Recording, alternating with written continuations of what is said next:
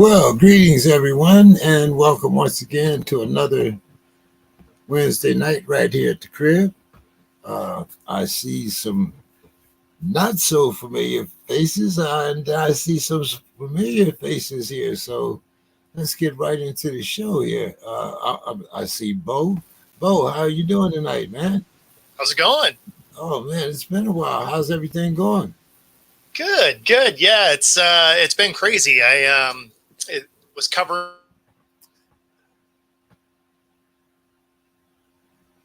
Uh-oh, Bo froze on us. Mhm. I see Demetrius is here. What's Come going on, on, bro. man? And Come then on, also we have a Bro, we local. lost you, buddy. Yeah, I think he's back. You back, Bo? Yep. Now I'm back. Okay. Good to see you, man. It's been a while. Yeah. No, it definitely has. What I started to say before my computer froze up is I was covering our local arena football team, and so it tied up my Wednesdays. Their season just ended, and then right now I'm also covering our local 15U flag football team that is going to be headed to Canton, Ohio for the NFL flag football championship. Oh, that's Oh awesome. man, see, Yeah. any mention of Ohio and the NFL can the big doings down there in Canton. We always what is it the Hall of Fame game, first game of the season. Yep. Yeah, Yep. yeah. So, and of course Dave is here. What's going on, Dave? Hey, how's Hey. it going? Yeah, glad to be back. And nice to see Yes. Demetrius and Bo. Good to see you, The Dave. question is if Demetrius is here, No, is he's not Mr. showing. Anthony Oh, coming? Scott ain't showing up. Scott don't want none of this smoke. Right. I think your ears might have been itching, Demetrius. You've been stressed the last couple. He always talks heavy when I'm not. He No, checks. no, This this is what he does. discussion. There might be a So, plan up for you. so Okay. now of course he has to pick on Reggie because Kirk Cousins is in Atlanta. In Atlanta. So, I think what he does is he starts watching the show. He's watching right now. And then he sees that I'm here and he's like, forget it. And he goes and does something else. And I'm not trying to get that tonight. Oh man, hey, but glad to have you guys here, man. It's always a good time when you guys get on the show. Don will be back next week. Don and Dave are world travelers. Dave, I think you said you were getting ready to go on another trip too, aren't you? Yeah. So I'll be on next week, but then I think after that I'll be out for a few weeks because I'm going to be on a cruise, and then after the cruise, then I'm coming up to Pittsburgh, and then I'll be in the middle of training camp. Okay. I, Nice life. I think when I went on my shakedown cruise when I was in the Navy Reserve, kind of washed me away from cruises. Much easier to jump out of a full airplane. I'm telling you, just step out and you're there. It's one of my favorite things to do. So, guys, we have a lot of things to cover tonight. I'm glad Demetrius is here. I'm sure we're going to hear about some baseball. Right. And Bo, we haven't had a chance to talk about the Seahawks in quite some time. So we're also going to do that. We got to mention the Mariners, right? Oh, of course. Nothing like a team that leads their division with the worst batting average in the league. I believe the term smoke and mirrors might come up at some point. Worse batting average than the Pirates, man. That's Worse than an the Sox. It's- Worse than the Sox. That's saying a lot. yeah, And like significantly worse. That's the worst part. It's like there you go. 20 points below the Sox. Division winners, division leaders. Yeah. But I want to talk about this situation with the Olympics. We have a convicted rapist, Stephen Vanderveer, and he's been selected by the Dutch volleyball team to be a participant. beach volleyball at that. Yeah. Now, this man has been convicted of sexually assaulting a 12-year-old girl when he was 19. So the IOC has the right to either issue an invitation or to withdraw an invitation before or during the Olympics. Guys, what do you think about a convicted rapist in the Olympic Village? I mean, you have a lot of young women there. I mean, your volleyball teams, your gymnastic teams, track. I mean, what say you guys? Maybe it's just me. Dave. Yeah. Well, he's married now, I think, to a German volleyball player. I think it's important to understand all the circumstances. Now, the girl was very young. And she was 12. She was 12. Yeah, and he was 19. Yeah, and he's married now to a How old is he now? He's 29. This happened back in 2014, I want to say. Yeah. And but I think it's important to understand all the circumstances because she was very young. And then my only question was it a consensual relationship or not? Because I know here in Maryland, we have kids up to the age of 19 going to high school, and then they have very young, freshmen. They're usually at least 14. But some of these kids mature very early. I don't know the circumstances here, but I think it's important to understand the circumstances.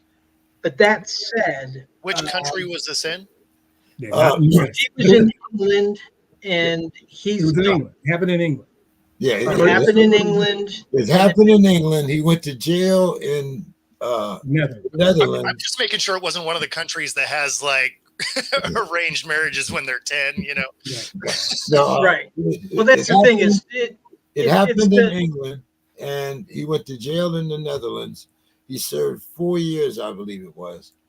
And, then he came, he got out and, supposedly, he has been a model citizen, ever since. But, and that's why I'm asking you guys' opinion. What do you think?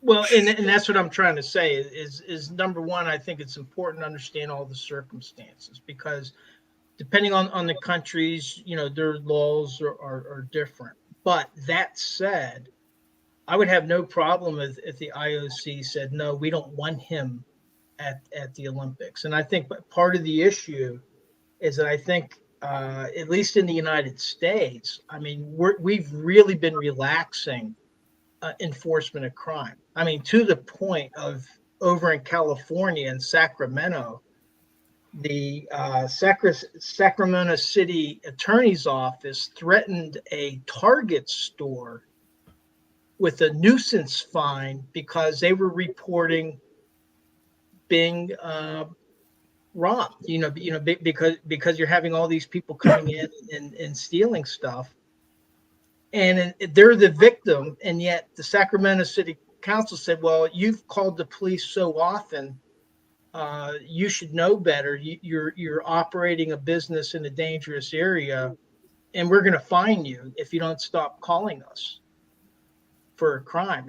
And so it's like I don't understand that at all. And so in this situation, I would have no problem if the IOC said, "Hey, this guy, he committed a crime. Yeah, he served his time, but in the Olympics, we have a higher ideal. And plus, as you said, James, there's a lot of women athletes there. What kind of signal is that sending to them?" So that's my thought on it. Yeah, and I'm kind of with you there. Is great. He served his time, all of that, as you should. But this is the Olympics. It's supposed to be something held to a higher standard. Again, I didn't know the backstory. That's why I was trying to clarify. But at the end of the day, that's one of those crimes I feel like should kind of ruin your life because you ruined someone else's. So Yeah, I would be just fine with the Olympic Committee not allowing him to be there. Last word, Demetrius. So I'm gonna be that dude. I'm gonna put on my socks. Like, so here's the thing. To me, I don't think there's a world, a country, a world, a place where a 12-year-old child can consent to having sex with someone. So yeah, if you're 19, I don't care what country you're in. If you're 19 and your mind can rationalize driving to the house of a 12-year-old you met on Facebook, getting her drunk and raping her multiple times, then taking her to a lake. You knew her mom wasn't there. I did a little research. Sorry, guys. No, like this is actually Good. Yeah, I feel like you should have let off. Right, yeah, he drove to her house knowing her mother was gone after he met her on Facebook, gave her alcohol, raped her a couple times, then drove her to a lake and did it again. And then the girl tried to commit suicide afterwards. That's how badly it damaged her. Now, I don't know if you factor that in. I know I would, but the key thing is he didn't serve his time. The British government sentenced him to 4 years, right? He gets extradited, and the Dutch decide they're going to change the crime to something called fornication, as if a 12-year-old can say, yes, let's fornicate, instead of rape. They don't use the word rape. Well, he only served a year of a 4-year sentence. He got sentenced to 4 years in England. They extradited him, and the Dutch went all Dutch and decided to let him out. And not only that, sure, you can come and play volleyball for the national team. So for me, it is a deal where simply, I know I'm harsh. I know who I am. A 19-year-old who can rationalize raping a 12-year-old multiple times is just a certain kind of dude. And I guess you could show me some evidence that he went to therapy or he's done something in the last 10 years, charity work. I don't know what it would take. For me, there's probably nothing. I'm probably a little bit difficult on this because we all probably know a woman who was assaulted when she was a child because the numbers are staggering. So to me, that grown man that somehow, and he made some comments after sentencing that suggest he didn't get it, right? All that being said, I don't think it should be on the IOC, right? I think the Dutch government should just say, hey, Dutch government, who are you? Hey, the Netherlands, who are you? Is this who you are, right? That's the question I would ask. And if they say, yeah, we're a country of forgiveness and we think 12-year-olds can consent to sex, okay, that's who you are. You will be judged accordingly. The protests and the parents who pull their young daughters out, because all those things could and almost certainly will happen. Sure. In terms of like the guy, I don't really care. If somebody approaches me about his right to play for his country, I will punch him in the face and do my I care about this. You raped a 12-year-old girl multiple times to the point that she tried to kill herself. You don't get to walk away from that. Not 10 years. In my mind, not the rest of your life. That's something about who you are. That's why I said it should ruin your life because you ruined someone else's. Exactly. And okay, you probably are married and working and you're living your life. Yeah.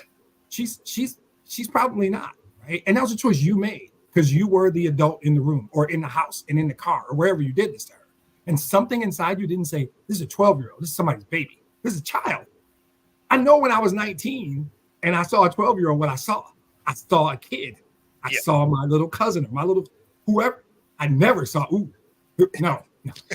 Yeah. That just shouldn't be possible. And if it is, and if you're that dude, even if the Dutch government says it's all good, now the IOC does have a right. And I think if push comes to shove, the IOC will do that. I think in a perfect world, the Dutch National Committee or whatever they're called would just do the obvious and right thing. But I don't know. I don't mean to disparage the Dutch, by the way.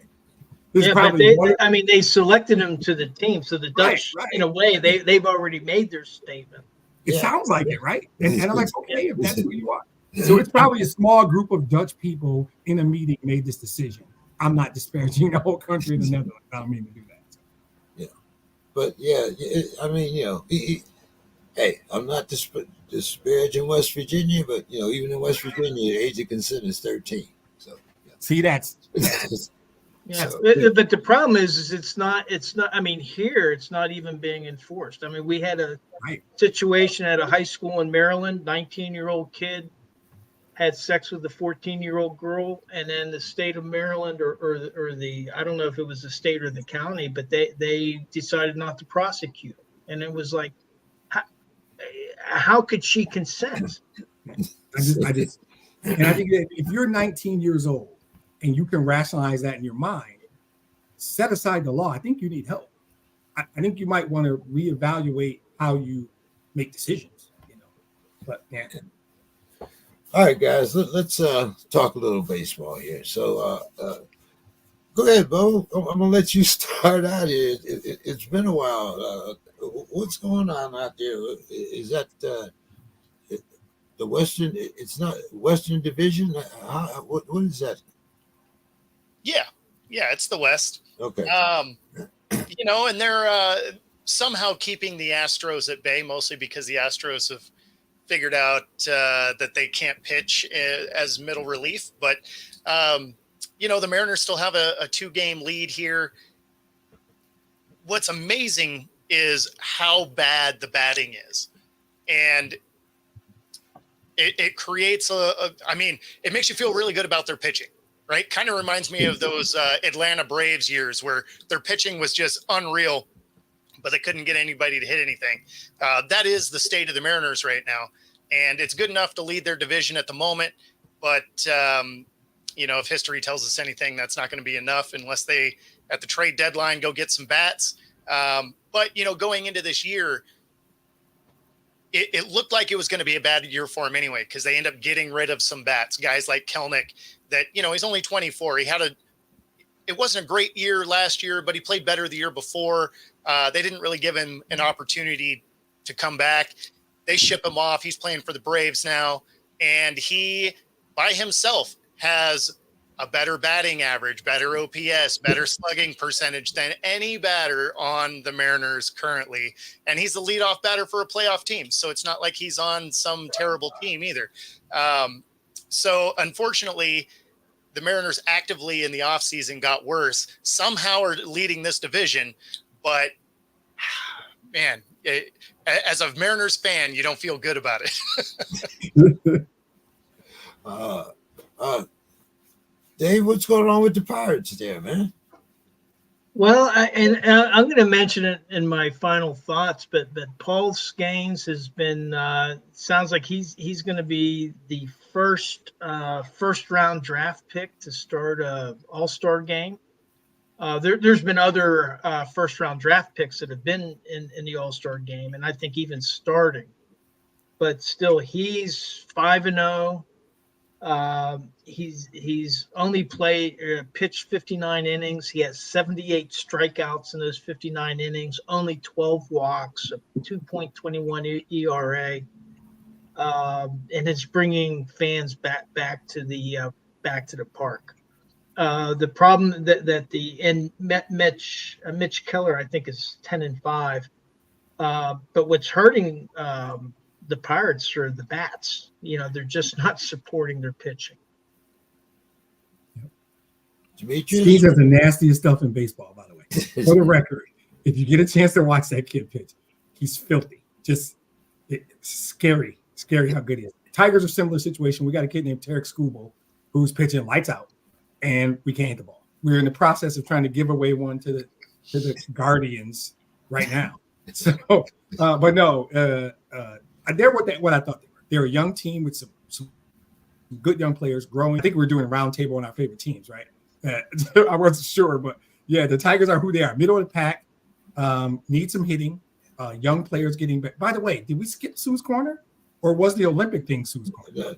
No, we're still gonna do Sue's Corner. Okay, all right. I was looking for it. Sorry. So yeah, I'm good on the Tigers are about what I thought they were. They're streaky and they don't hit well. No, they score in bunches. They dropped 9 last night and they scored 1 the day before. Lost the game, they scored 9-8, and they won the game 1-0 the day before. That's my thing. They get them in bunches and you can never count. 5-4 right now, 1 strike away, and we'll see what happens tonight. So kind of sounds like my Yankees. But hey, you guys are on a slide too. What, you're 3-7 in the last 10? Yeah, vicious. Yeah. You got Hal going to the games. You know it's bad when Hal's in the building. Never good.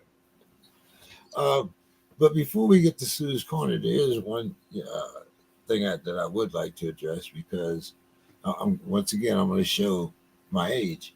Like I used to love it when, like you had Ricky Henderson or Maury Wills, or, you had those guys on the base path and you knew that somebody's going to try that pitcher. Well, you knew that one of these guys is going to try it.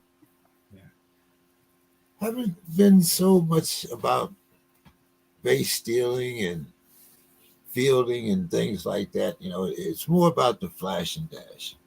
But we have a guy in the Reds uniform, Mr. Cruz, who's stolen, what did I say, 45 bases already before the All-Star break.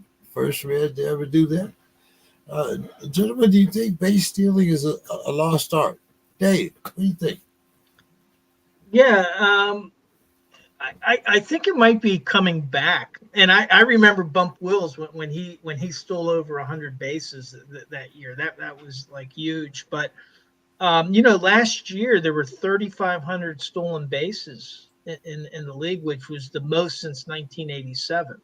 Now, just a couple seasons ago, they had less than 1,000, which you had to go back to the 50s or even further to find as few stolen bases as then. But I think baseball I think can be a cyclic sport. You had the dead ball era way back in the days, and what I'm hoping is that if it's winning games, if it's helping teams win games, that it's back. I think it's a very exciting part of the game. So I hope that the trend continues. Well, Demetrius, I think you can take off your black socks now. What do you think? No. Actually, I put on a pair because this is okay, that. Okay, all right. Yeah, no, this is that same bullshit, right? They changed the rules. No, they changed the rules. This is a result of rule changes. They've quoted a seriously impactful stat: 35 since 1987. Since there's been 3,500 stolen bases, they had had over 3,000 in a decade or more. And more importantly, or equally as importantly, the success rate is up.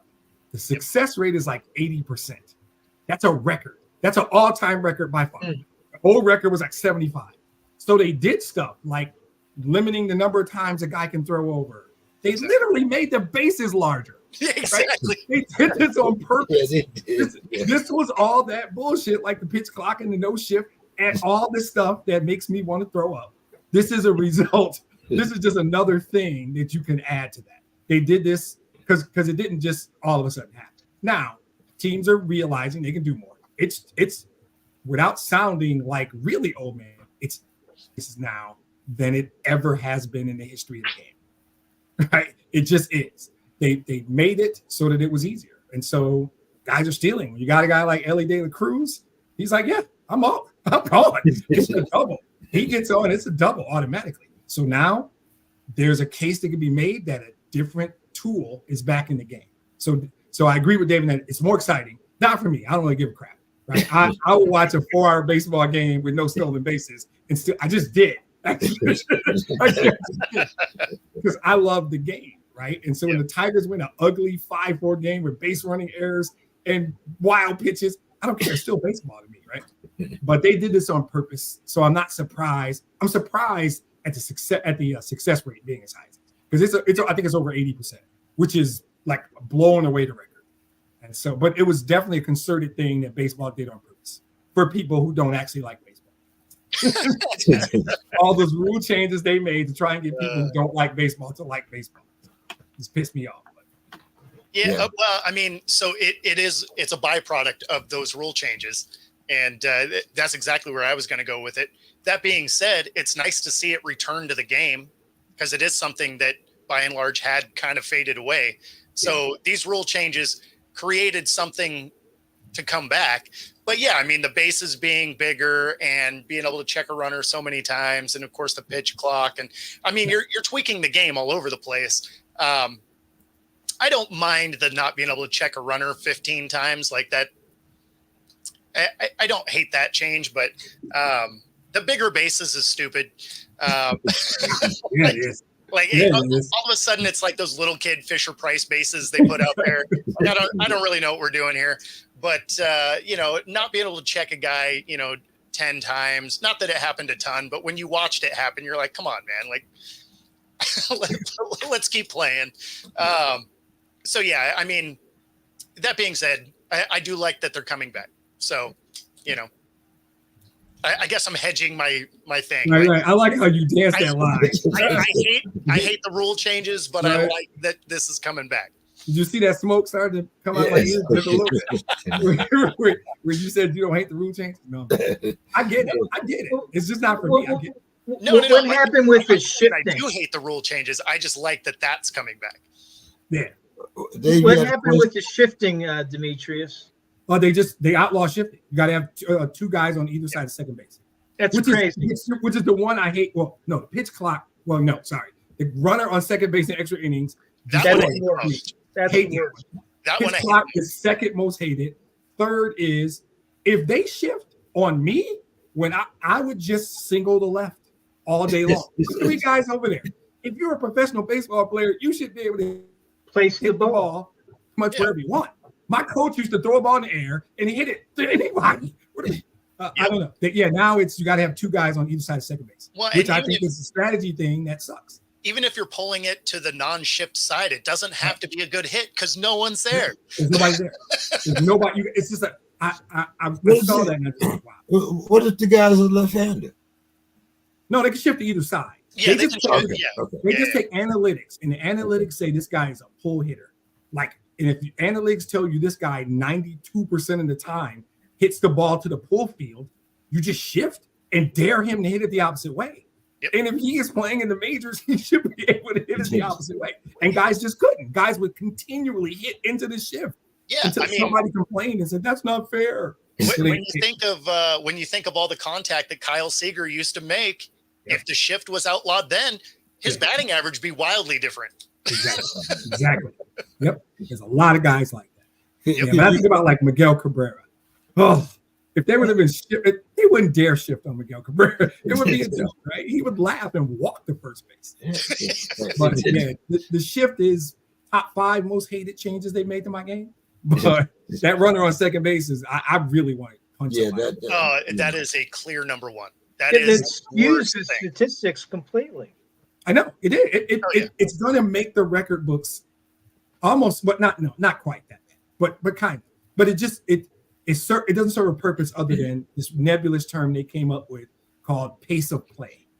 Well, you know who doesn't have a problem with pace of play and never has? Baseball fans. Baseball. It's media and TV guys and the networks that want you to put your game in this 3-hour window so they can show reruns of Seinfeld on time. That's the dumb reason they're doing this stuff. That's why it drives me nuts. Pace of play is something that people who don't like baseball made up to explain why they don't like baseball. And the game decided, let's just change it and make them happy. And I'm over in the corner with 2 pairs of black socks going, right? Yeah, it doesn't make sense.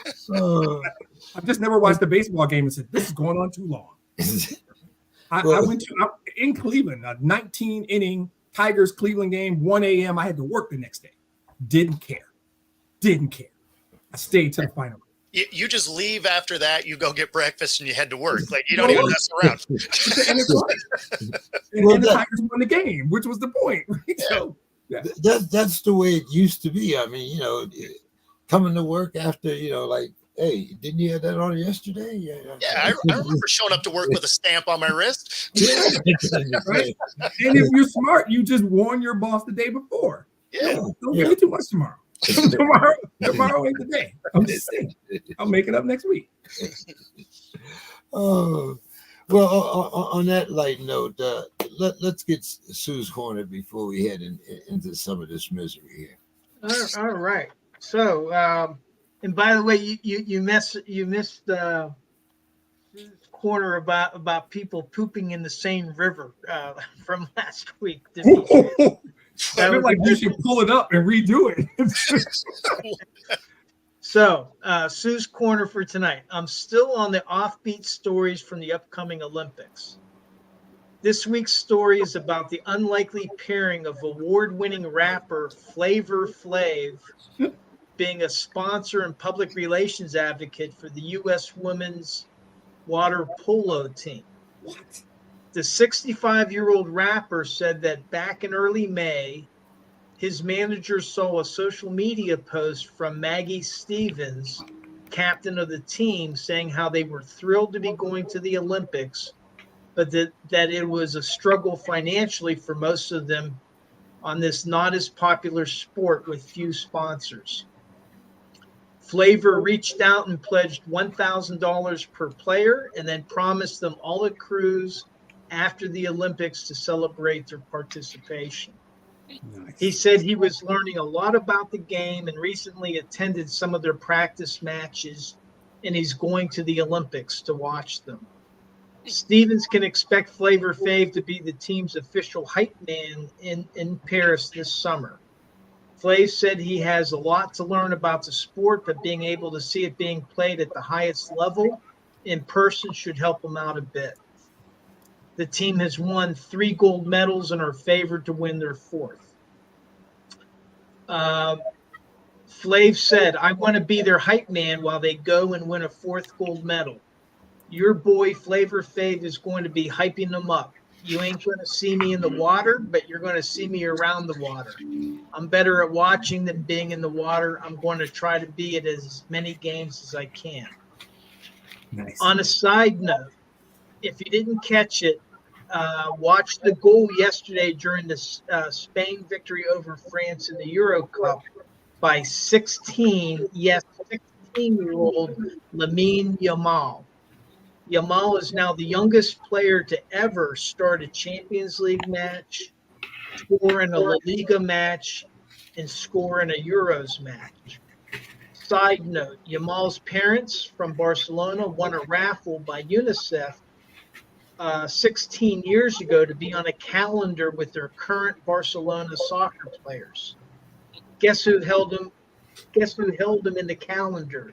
Yep, it was Messi. Just imagine in the next World Cup, if Messi is still playing, that they end up across the field from each other. That would be kind of cool. So that's Sue's Corner. That's good stuff. Yeah, we did talk about the Seine last show, and as far as I know, they still haven't cleaned it up. So and they will not clean it up. So they haven't done it since I was there in 1987. They will not. Yeah.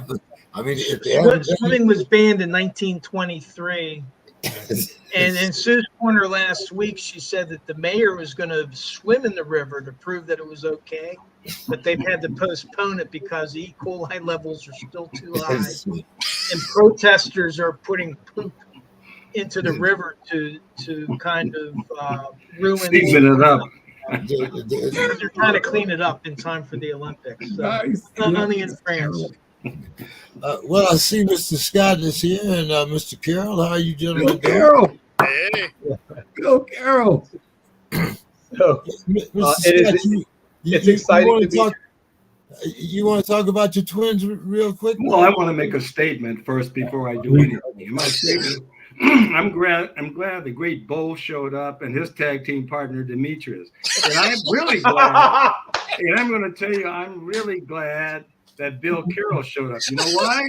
Because that made it 5, which my neighbor, the great George Foreman, took on 5 men at the same time. So Bill Carroll makes it 5. So yeah, I'm here, and I did enjoy the baseball talk. I mean, that was really, the rules, the changes. I think about that. Is it getting old? But what really kind of drove it home to me is I saw something where the Oakland A's, which are getting ready to leave for Vegas, they have no fans whatsoever. They had a thing with the 1974 World Series team. I mean, Dick Green, Campy Campaneris, Joe Rudy. I mean, it was just an awesome thing to remember baseball, as to me, baseball should be. But what really got me is when my surprise man showed up. Herb Washington. Nice. No bats.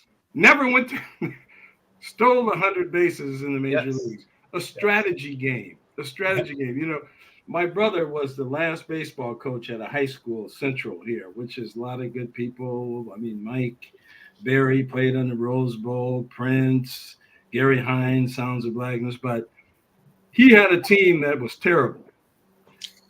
And he had a pitcher that could pitch, and he taught a guy how to catch the ball. But he had two guys from the track team, and he called them the Funk Attack. And so they would just get in and steal bases and tag up. So that discussion, you know, just kind of brought me back to the old baseball days. But again, I'm glad Bill came because now there's 5, and maybe I can match my former neighbor George Foreman taking care of 5 men in one day. Ready for the bell. Well, I feel like that started off with the softball, though, because we all agreed that the rules suck. Right? Bill, I'm going to give you the last word on that. I was asking, did we think that the art of base stealing was a lost art? But we have one man that has 45 bases already before the All-Star break.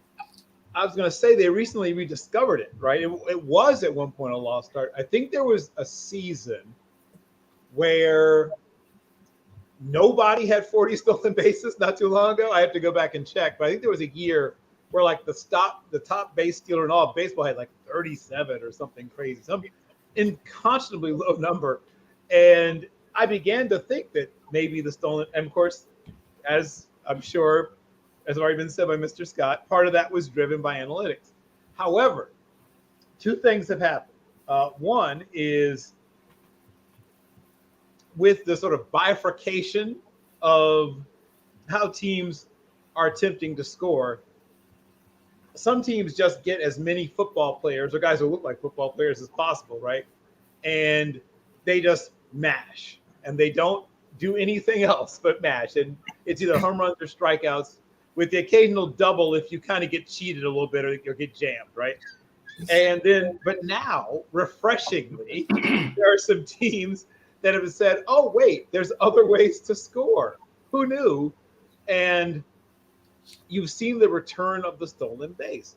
I think Shohei Ohtani has 20, or maybe a little over 20, which would have been unthinkable not that long ago, that, you know, a true power hitter would steal bases. And then, you know, once again, he talked about his neighbors and friends.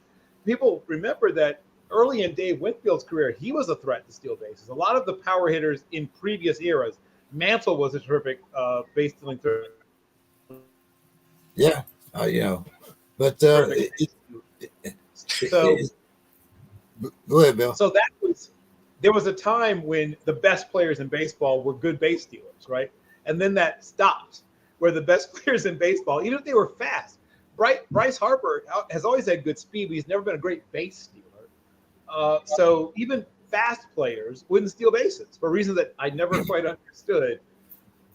You know, we saw this thing peak, right? You saw Maury Wills, you saw Lou Brock, and then Ricky Henderson. And then after Henderson and Reigns, it just went down, where, you know, for a while there, from the mid 60s to the, you know, early 90s, if you weren't in the 70, 80 base stealing range, you had no shot to take the title. And very often you need to be in the hundreds. I mean, Ricky hit 130, obviously, once. And then we got to, like I said, I think it was just a few years ago, somebody can hopefully confirm this, nobody had 40 one year, I believe, which just boggled my mind. But now it's back. Yeah. I'm super excited. It was the thing I was best at when I played. I was a pretty good base stealer, and I was, you know, played a little corner outfield, but I had a weak arm, so mostly I played second base. But oh yeah, I mean, I'm a scout. I can diagnose. I can spot things. I didn't have a great. I didn't have a. I had two things working for me: a really good sense of the strike zone. I was, you know, nimble in the field, and I could steal bases. I could always steal bases. And it saddened me to, like I said, to see it sort of go away. What sounds is like what I would call a Punch and Judy. Well, right. Yeah. Yes, I did not have much power, but because of the emphasis on catchers that hit as opposed to catchers who catch, now it's brought back to stolen base.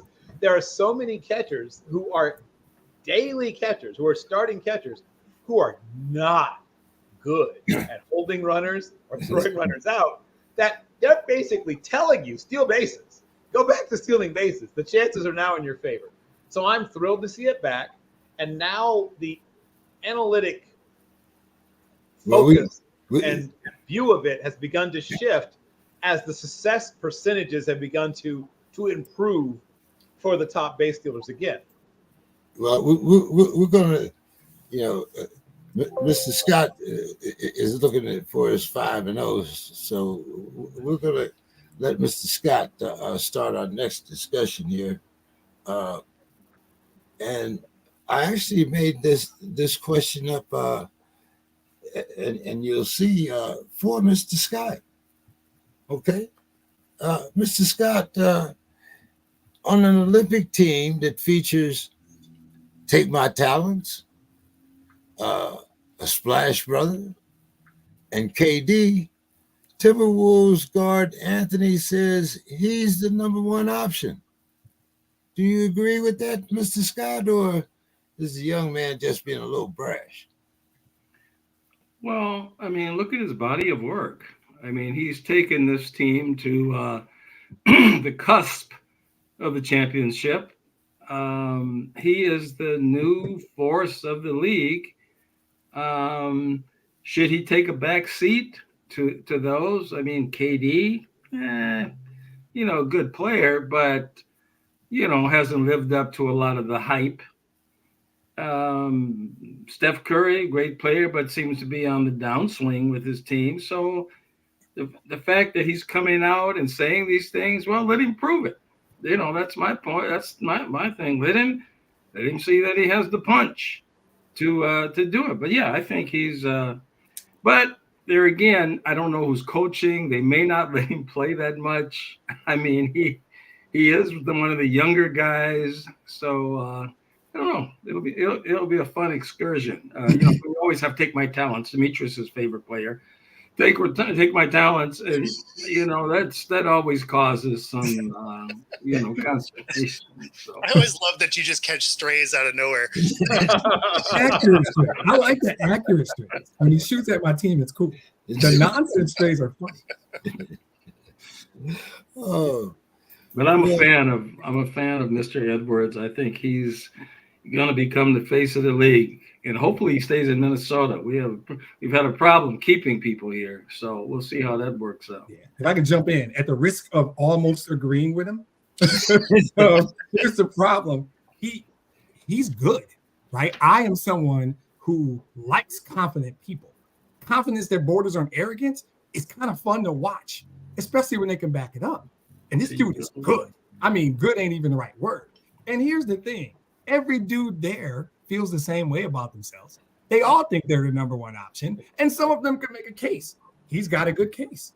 If you exactly. tell me he's like Muhammad said, it ain't bragging if you can do it. If you can back it up, right? Exactly. He is a great player. He deserves to talk whatever. I don't even think he's talking trash. I think that's a dude who knows how good he is. And nowadays, these kids that don't wear black socks like me, they have this thing called a brand. This is on brand for Anthony Edwards. But he's got the statistics and the body of work as Mr. Scott to back it up. So I have no problem with it. He should say that. They all should say that. He should feel that. And and it's more amazing to me to watch him as he played 1 year in college. Yeah. He's 19 years old, and he's the number one draft pick. Yeah. I mean, what is your coaching, your scouting? I mean, that's almost, to me, it's unbelievable. His talent was undeniable, though. We saw the talent, right? Oh, yeah. It took him a couple years to really get comfortable in the game. Now he's there. He has arrived. He brought a potato salad, and he's at the family reunion. He's here. So get him a seat and get him some barbecue because he's not going anywhere. So, might as well get him a plate. Let's hope But so. based on the rest of the team, he's still not old enough to drink. So he's going to be Right. sitting, He's got to fight their beer, but get him a plate. right? He's there. He's going to sneak a beer at some point. Oh, yeah. Somebody, his teammates gonna bring him a beer. You don't have to. Come on now. Carl Like you Towns say, used to bring him a case of beer. There you go. Yeah. Since we're talking about this team, though, I don't know if you guys saw the clip or not, but it was priceless because KD is that player that gets in his feels about everything. Oh, yeah. And when you saw Steph and LeBron, like, hey, we finally get to play together, whatever, you could see KD in the background, like side-eyeing them, like nobody's business. It was hilarious. And then he ends up missing the next 2 days of practice. So I don't know if that was actually a calf injury, if the butt hurt was just so strong. Right. You never know, man. You never know. Yeah. While you're there, Bo, do you think that Steph is going to retire as a Warrior? I mean, everything points to that. Voluntarily, when Yeah. No, I mean, it looks like it. As good as Steph is, and as much as he's meant to that organization, that is one where they will keep him as long as he wants to be there, right? That's what LeBron would have had he had loyalty to any team ever. Know. Right. So it's they'll keep him there because it's not like Clay was the one that made all that happen or anything like Steph is the only one that's untouchable from that range. And unless he wants to do one of those situations where he does come off the bench late in his career just to extend it, then maybe not. But realistically, if he's going to stop as a starter, yeah, he'll retire a Warrior. What do you think, Bill?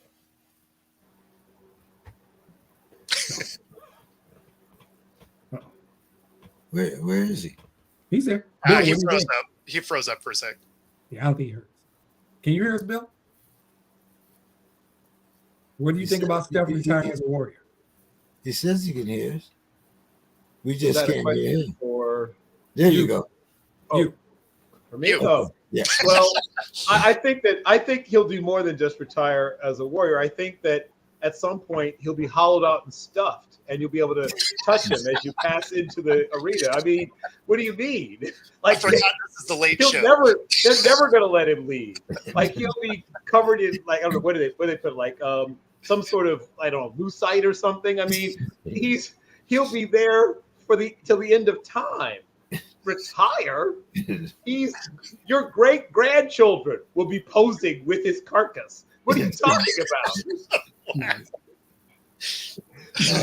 I'm gonna jump in and disagree. This is how the business. I'm sorry, David.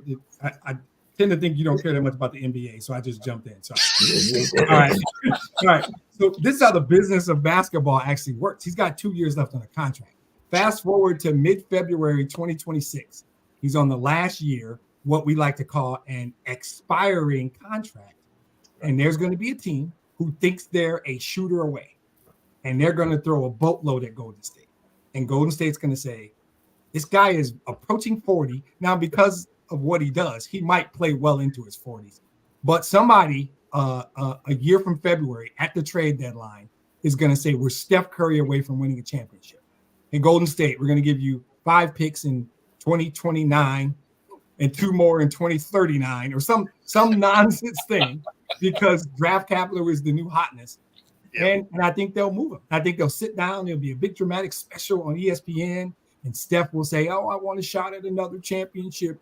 And they're going to call him a ring chaser and he won't care. And then he'll probably re-sign with the Warriors 3 months later. That's how the business of basketball works. If somebody is there in February 26th, his expiring contract, the way the salary cap works in that league, will be appealing to some team. And if they offer Golden State enough capital, they'll do it. And he'll understand. And if it's the right team and he's got a shot to win a ring, he'll endorse it. So, yeah, I don't think he finishes the award. I think they bled that turnip pretty well. They got a lot out of it. And at this point, if you can get something for him and he's 38, 39, I think you do it. I think he gets a shot at a ring. It's one of those deals is going to happen in February of 26. That's my and record this because I'm gonna reference it. Don't worry. February 26th. I'm gonna be You like, see that hey, thing up there? remember I said this? Can you bookmark it while you're on screen? Oh, well, all right, guys. Let's talk. Yeah, sure, buddy. Get used to eating. What do they call it? Hot plate? Is that not hot, what's it called? Hot dish. Get used to eating hot dish. Dave, I think I'm gonna start with you on this since you missed all the basketball talk. The University of Georgia has recruited a 6'11" ex-basketball player as an offensive tackle. What do you think there, Dave? I don't understand what the big deal is. I mean, it's you got guys like Jimmy Graham, Donovan McNabb, Julius Peppers, all former basketball players that were pretty good football players. And I guess what's happening now is that young athletes, when they find that they're good in a sport, they're starting to specialize much earlier in their career, even as early as when they're like 9 or 10 years old. You know, there's kids that play baseball year round and don't play any other sports. And back when I was a kid, I mean, it was all about the 3 sports stars. And so to me, it wasn't unusual. We had a great basketball player that played football and vice versa. So I think it's good. I mean, you know, you've seen a number of basketball players succeed at tight end. Offensive tackles is not a stretch because, you know, they got the body that they can fill in. He'll probably build up some girth. But I kind of go back, you know, like Joe Namath. A lot of people said when he was growing up, he was a football, basketball, and baseball star. A lot of people said basketball was his best sport. And so to me, it's like a good athlete is a good athlete, and we'll see how this kid does. But I think it's just a matter of filling out his body, you know, because it's a different requirement for these offensive tackles. You know, a lot of them beef up, and then you see them after they retire, like Marquise Pouncey. You can't even recognize him now. You know, he was up over 300 pounds, and now he's probably, 220, 230, and he's he literally looks like he plays in a jam band. Yeah, but a 6'11" tackle. I mean, well, you've had some big guys. You had the guy from the Ravens that was like I don't think there have been any linemen 7 feet tall. No, the Lions have a 6'10" offensive tackle right now. Yeah, they have some big. They have some very tall Dan Skip's 6'10", 6'10" and a half. And by the way, this kid is not basketball 6'11". He weighs 340 pounds. Yeah, he is football 6'11". Yeah, exactly. He's already filled out. He's not small. I think the reason that they want this is for the length. That they want those long arms. Yeah. Because now the offensive linemen are allowed to use their arms. Yeah, but how tall is your quarterback now? Exactly. How tall is your quarterback? See, that's why I want to see him as a defensive tackle. Let's block some stuff. Yeah. But he can report eligible. The Lions report Dan Skipper, even though the refs in Dallas don't care. Dan Skipper reports eligible 3 or 4 times a game. He's over 6'10". He can catch the ball. He can line up at tight end. These guys are versatile. He's athletic. To Dave's point, if he's an athlete, they can find a way. 6'11", 340, they'll find somewhere on the football. I mean, if he can do it. 340 is big. 340, he's a big boy. He's a big, He could play tackle. He certainly can play tackle. I think he'd probably be tight end. If he Split him out to line up against nickel corner. Exactly. 185-pound nickel corner. Hey, come on, Bill. Leading to the term power slot. Yeah. Stick that first little cornerbacks there, Bill. Yeah. You're just holding a jersey, dragging behind him. Yeah, you're using the tackles that they've made illegal now. No, that's what I mean. You're just holding on to the jersey because you can't go through the ankles. You can't go up high. You can't tackle from the back. You can't do the hip drop, right? Yeah, hip drop. Exactly. No, you're just along for the ride, hoping other people show up. Dave, LeVar Arrington II commits to Penn State. Dave, like father, like son, what would you expect from the young man? I know you follow Penn State. That's your school, right? He has some. No, that's where Sue went to school. Okay. Sue went to to Penn State. I went to California, Pennsylvania. But he has some. His young son has some big shoes to fill. 2-time All-American, Chuck Bednarik winner. LeVar Arrington was an athletic freak. I mean, he was really, really good. And I actually blame Greg Williams for ruining LeVar Arrington because Greg Williams was a defensive coordinator that required players to adapt to his scheme.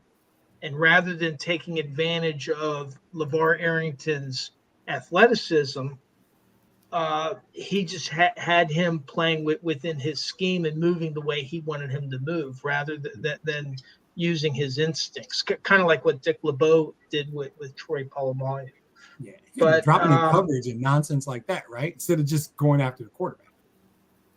Right. Well, I mean, from Greg Williams' perspective, it's like he didn't want anybody to freelance because his defense depended on everybody moving a certain way.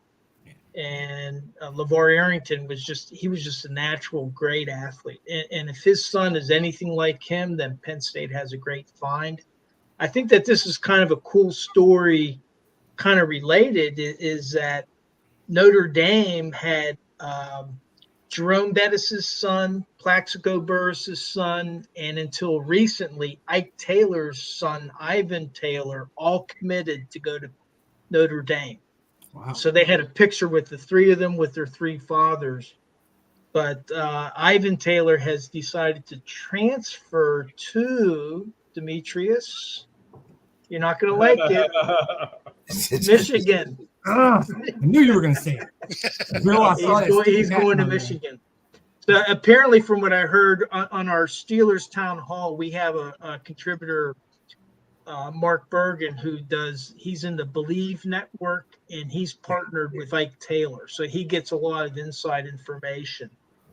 And he said basically part of what happened is that once he was recruited, Ivan never really heard from the team again. And I guess Ivan is the kind of kid that he wakes up at 6 o'clock. He's working out. He's really putting everything into it. And when he got a lack of communication from Notre Dame, I guess he opted to transfer. So, but I think getting back to LeVar Arrington, if he's anything like his father, Penn State they got themselves a really, really good football player. We have to be careful with that stuff. This kid's a 3-star, like the 570th rated player in the country. He's not his dad. And it's not fair what might end up happening to him. I wish his name was LeVar Jones because he's probably a good football player, but he's going to have to live up to something he probably can't. His dad was ridiculous, right? And I saw it with Barry Sanders' kid. I've seen it with a lot of we've all seen it, right? Bronny, right? We don't do these kids any favors when we do that because even though he's like 6'4", 215, similar frame to his dad, say he's a 3-star. He might be a good player, but he's not his dad, and that needs to be okay. I mean, you got to be a solid player to be a 3-star. Oh yeah, absolutely. I agree. I'm not trying to put him. His dad might have been the best player in the country. No, for sure. Yeah. Absolutely. One of the top players in the nation coming out of high school, and that's the thing. If his name was different, we treat him different. When my son played AAU basketball, Kevin McHale worked for the Timberwolves, and he'd come to all the games. Yeah. And so we were talking to him, and he was so approachable. I mean, he'd give you autographs and sit there and just shoot the bull with you. And so one of the guys said, how's your son doing? And he says, well, he's playing basketball. And the guy says, I think he should play hockey. I think he'd be a better hockey. Yeah. I mean, it's Kevin McHale, So. Imagine, like you go past the trophy case and there's your father's on this trophy and this ribbon, and I mean, World champions. yeah. So, you know, you have to wonder how big that burden is to bear. Yeah. So let's talk a little NFL now. I'm going to start with you here, Bo. Bo, do you believe that the fans will give Tua a contract before week 1? And will Tua be a $55 million quarterback? I mean, I didn't say 60. That's such a tough one. I mean, what, Goff ends up with 55, right? Kind of. If you look at it in a certain way, yes. It's not really true. Goff's really around 49. You got to look at it. Well, yeah, that just topically, right? Yep, because that's topically. what they go off of anyway. Yeah. The structure of them is always questionable, but they always go off the biggest breakdown possible. And the thing is if you're comparing resumes, he shouldn't be, right? Obviously, the benchmark of average is 40, right? Daniel Jones. Yeah. So it's going to be above that, Yeah. right? Could I see him landing at 50? Sure. But being over Goff, I mean, I don't see how you justify that. He's had no postseason success. He's had one decent season. If I was them, I wouldn't be excited about paying all that money for a guy that largely hasn't stayed healthy in the NFL or college. He had one good season last year. I would want you to prove it because everybody's seen what happened again with Daniel Jones. You have one good season and then you fall apart. It's like, oh, cool, I'm on the hook for a lot of money for a guy I can't use. And the thing is if you're going to spend the money, Dak very well may not be a Cowboy next year. So maybe you don't pay Tua and you make a strong run at Dak, who has stayed healthy mostly, has really good numbers. Yeah, I mean, over his last 55 starts, he has almost identical stats to Mahomes. And I'm not a Dak guy. I'm just, purely statistically, it's very similar. So it's hard for me to want to shove money at somebody that hasn't been able to stay healthy. And then on the other side, you have guys that you'll probably get at a real discount if you wanted to make a change in the way of Kirk Cousins, who likely won't be the starter there next year, but you could probably get him for a song similar to what Pittsburgh is doing with Wilson right now. And Wilson and Fields, they're only under contract this year, so they will also be available. So if they wanted some bargaining things on their end, they have them because there's veterans they could use and everybody can throw to 3 race cars. Right. Bill, what's your thoughts here? Well, as was pointed out, there's always some funny money baked in when you talk about these contracts. So while the headline will be 57 million, 55 million, 50, whatever it is, 60 million, the real money, the guaranteed money is the only money that's real, first of all. So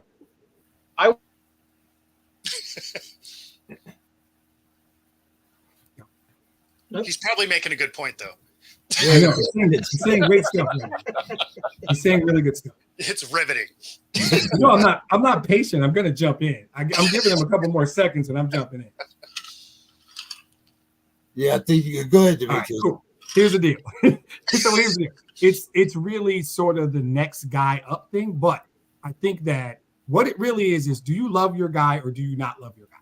If you love your guy and you think he's a guy, pay him the money and deal with it. His number, to Bo's point, I agree. I don't think he's Goff. I think his number is right around 50, 49, 50. It'll be 4 years, a little under 200, something like that. Yep. That's the going rate. That's what you pay that guy. Now, if you don't love him, to Bo's other point, there'll be somebody next year because there's somebody every year, right? Every year there's somebody, whether it's a vet who's still got some time left or somebody's backup. There's always a Gardner Minshew. Every year there's a Gardner Minshew. There's a Derek Carr. There's a Jimmy Garoppolo. We got a list of them. So if you don't love him, or there's a Dak, if you want to cut the check. If you don't love him, just let him play it out and deal with it. If you do love him, cut the check because it's just going to get more expensive if you wait. Yep. Franchising, that's nonsense. Cripples your cap, that's a horrible idea. Just pay him $50 million, give him 4 years, see what happens. Well, and that's always a morale killer anyway. Like Right. you franchise a guy, that's a morale killer. Like you might as well. Means to you the might as other well get him players out. on the team. Yeah, exactly. So Yeah. my question is, do they like him?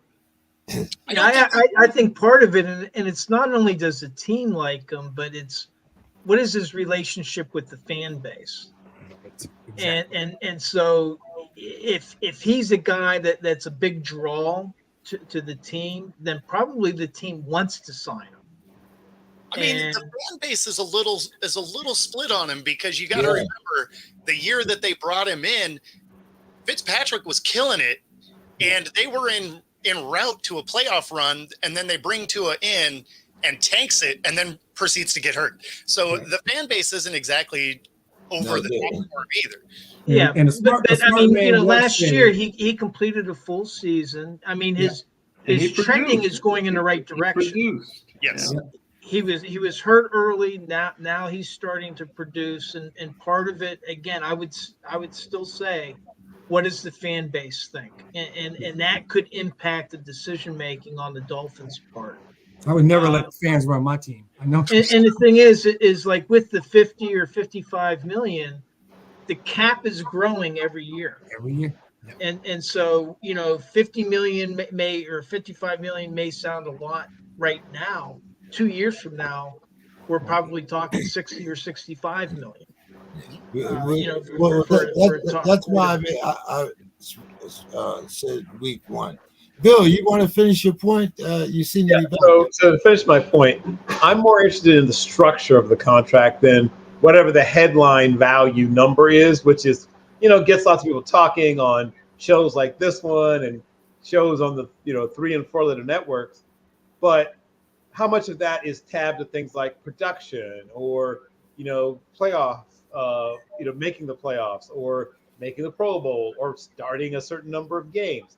So I have a feeling that he might end up being one of the top 5 or 4 or 3 or whatever the number is paid quarterbacks, but I'm willing to bet he will not be getting 100%, 90%, or even 80% of it guaranteed. I'm willing to bet the percentage of the money that's guaranteed is probably in the 60 to 66, 67% guaranteed, with the rest of it being funny money. That's what I'm guessing. And so it better have a second year out. Yeah. Yeah. That way, if he gets blown up this next year, you can be like, we'll eat 1 year. See you later. Yeah, I think their situation is a little unique though, because a smart man once said, "Anybody can throw the 3 race cars." There you go. I think they're honest in the rule. Anybody can throw the 3 race cars. I fundamentally agree with that theory. Yeah. Well said. I'm going to steal that one too. So let's see. Who do I want to? Mr. Scott, I'm going to throw this one at you. Which team, with the quarterback returning from injury, has a better shot of going deep in the AFC playoff? Joe Burrow or ayahuasca? He knows who that is, right? You gave him the nickname. He probably. I don't say his name, so I can't say it. Ayahuasca is commonly known as Aaron Rodgers. Or that's why he wears green. Or piece of shit in Michigan. That's why he wears green. Well, actually, the one you didn't really mention his name is Mr. Massage. I think Mr. Massage is going to turn the corner. I really do.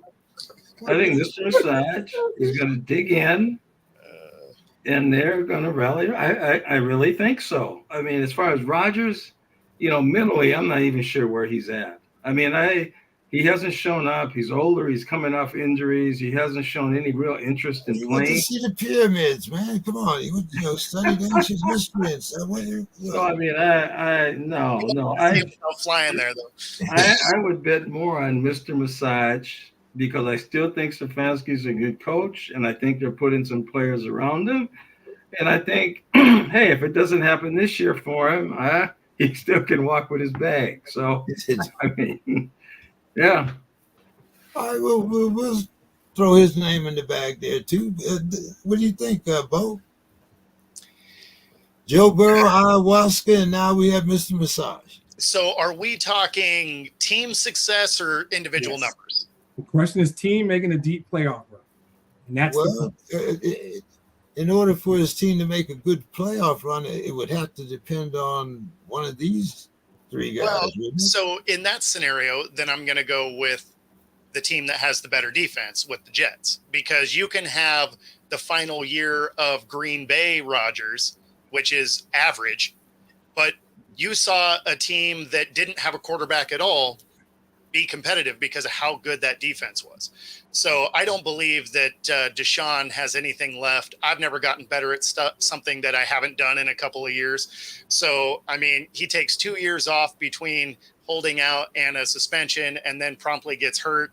He comes back, plays a few games, his one good game, he gets hurt again. I mean, he just hasn't had a lot of football, so I don't think he's going to be great. And then Burrow, statistically, he might do all right. I don't love his defense. So if you can't stop anybody, it's tough to beat people in the playoffs. So I'm going to go with out of those three teams, the Jets have the best potential. Okay.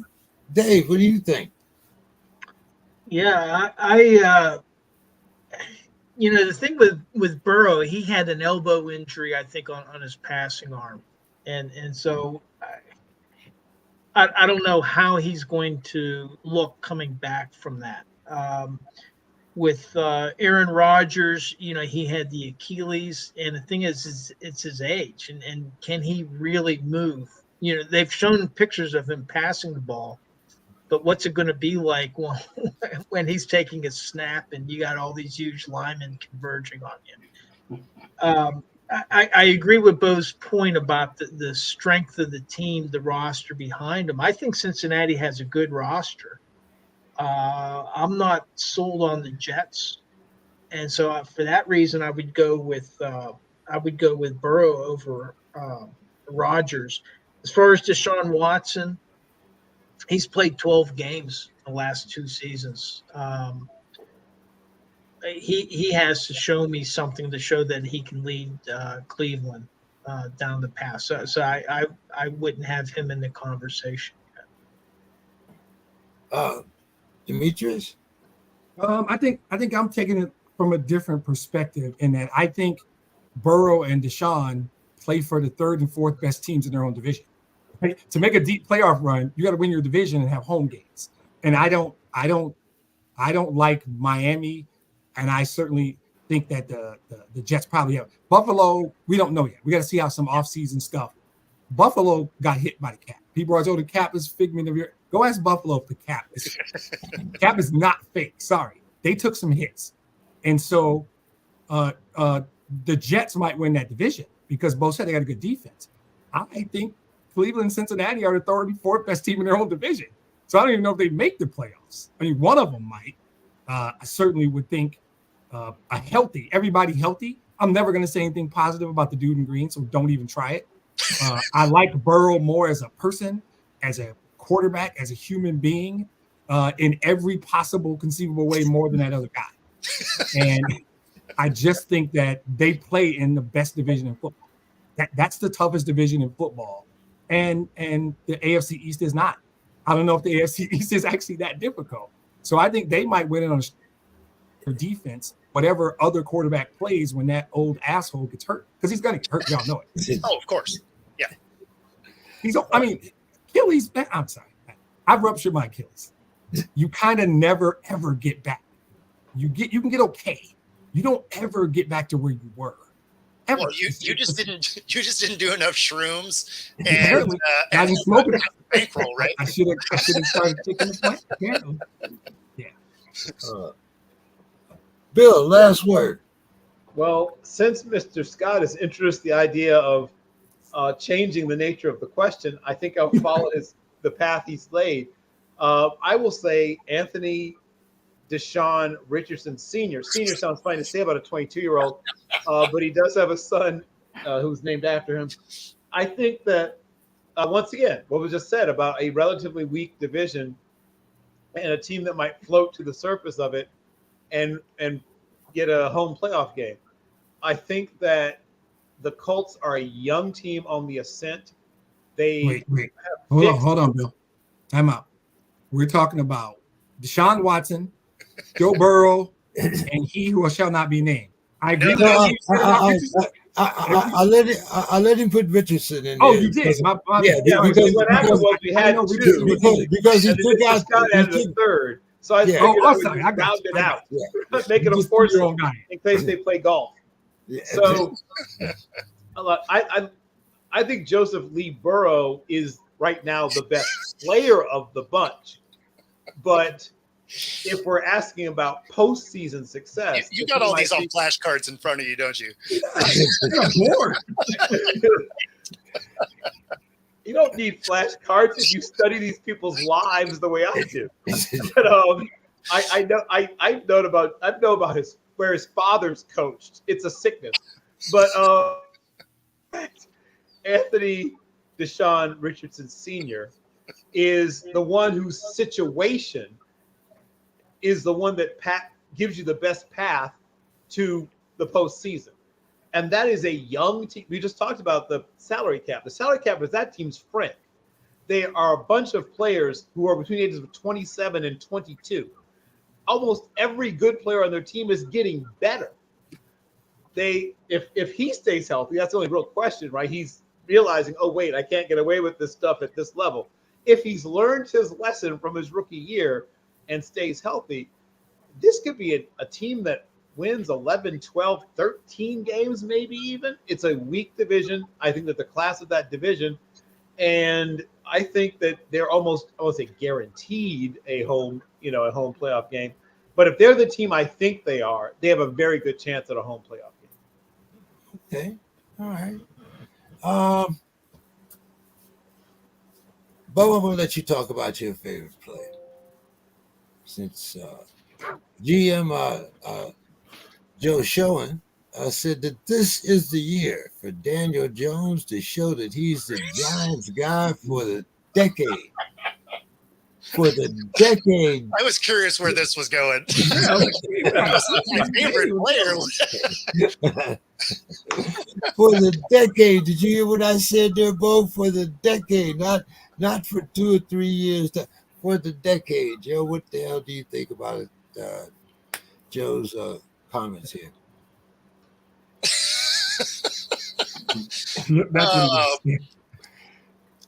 Am I supposed to take this seriously? Hey,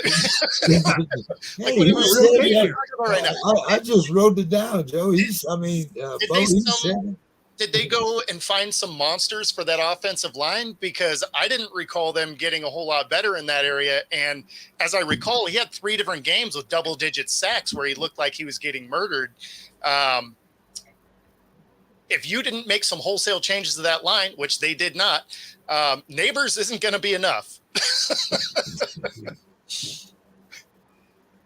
Hard to complete a lot of passes on your back. So no, I don't think this is the season of the decade or anything like that. I would be surprised if he is your starter at the end of the year. I would bet that Drew Lock can beat him out. Wow. Yeah, this is what in organizational leadership they call deflection of accountability. Yeah. This is Joe Schoen making a ridiculous, profound statement so that if, and let's just say when, Daniel Jones sucks, it's easier to make the move he has to make because it's going to be painful. Because I can tell you, signing John Runyon Jr. and Jermaine Illuminor is not going to get it done. It is. We know who Daniel Jones is. Yeah. He just, I mean, you drafted him and you paid him. This is deflection of accountability. Look, yeah.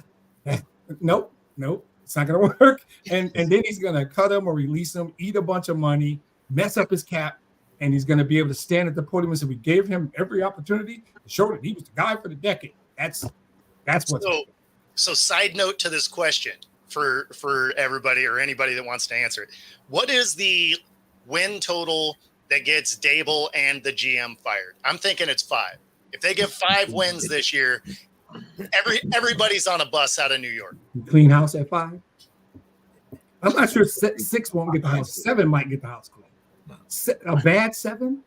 Well, a bad 7, Dable's gone for sure, but the GM may not be. I'm saying everybody's on the same bus. I'm thinking No, 5. one I reservation. don't think they can win 7 games. That's what I'm thinking as well. Yeah. Yeah. Dave, you want to jump in here? No, I agree with what folks are saying. I'm not sold on Daniel Jones, and basically it's the team. I mean, he doesn't have the team around him to succeed, and I think we talked about this the other week is who's going to go first, Dable or Daniel Jones, and they'll get a and safe if it, carpool. And if it's in the season, then Dable will fire Jones. But if it's after the season, well then they'll cut bait with Dable.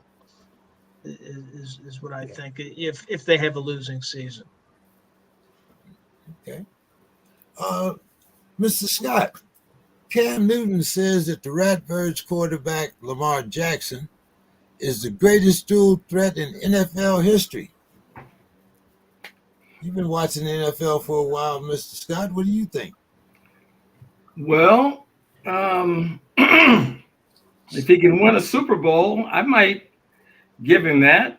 On the recency, I mean, there's not a whole lot of really dual threats that I can think of that were that, I guess maybe you could call Steve Young, winning Super Bowls as a dual threat. And my only problem with Steve Young is he thinks he was better than Joe Montana, which doesn't even make sense to me. I mean, that's how he learned to play the game. Well, Tell Owen says he was better than Jerry Rice. Well, Randy Moss is quiet. Randy Moss is at the top of that game. So, I mean, they can move those chess pieces around all they want. But Randy Moss tore up a defense. I mean, he broke a defense down. He's back there by himself, raising his hand. So, you would say Steve Young over? Well, I think of Lamar. They should do it this year. I mean, they done stole our best defensive player, Danielle Hunter.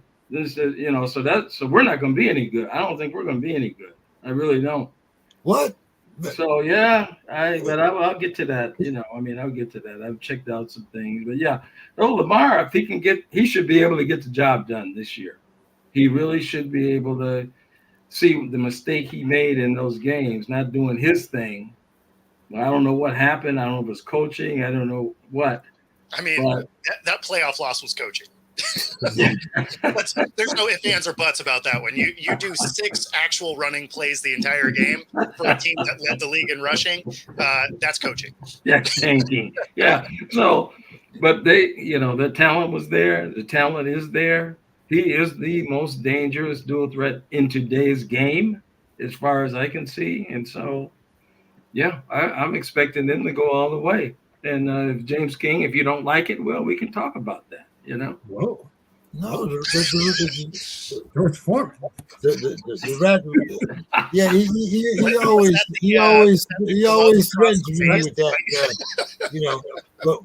But when I show up there in Minnesota with my boxing gloves, we'll see what happens then.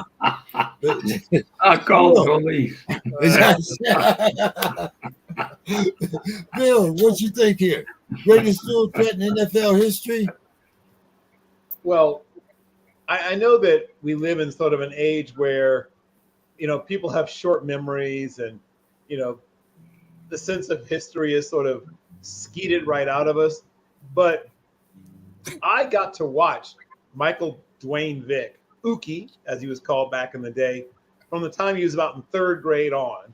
And while I have enjoyed watching Lamar Demetrius Jackson Jr. develop, he is a different kind of runner, right?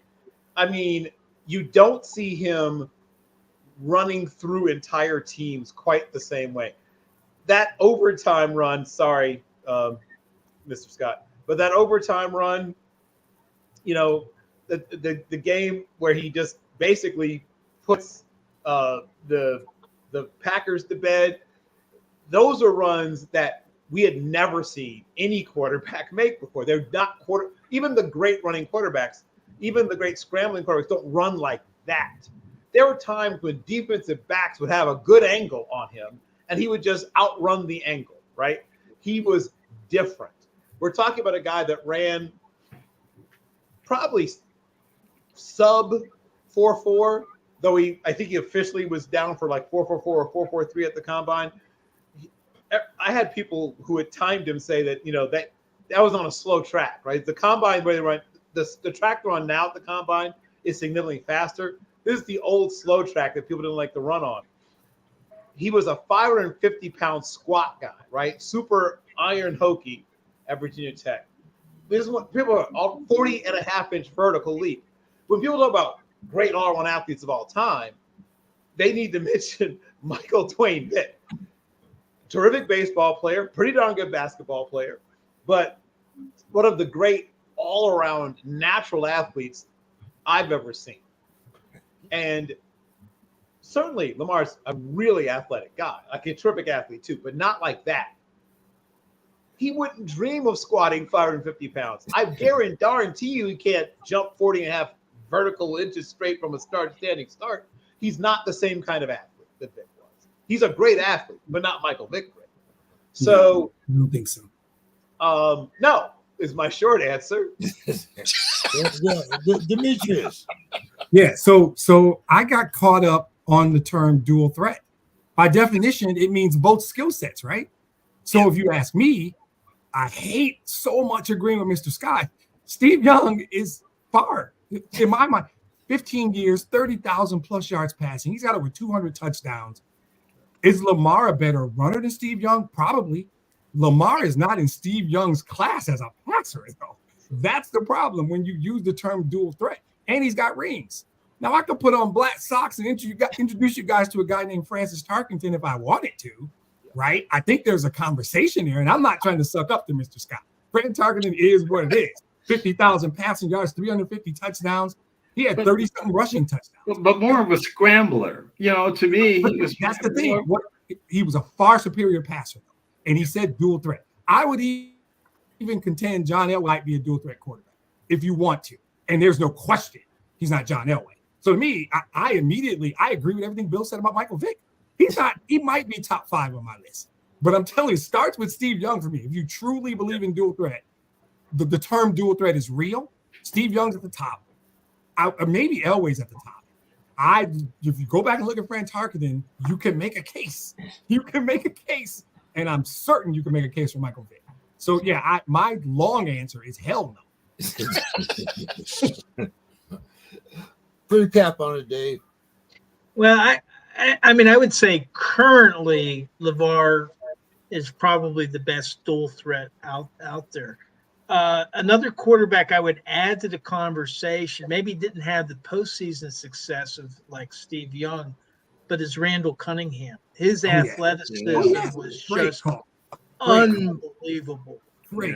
And talk about running over and through teams. I mean, he was just incredible when teams were allowed to really tee off on quarterbacks. He was born 20 years too early.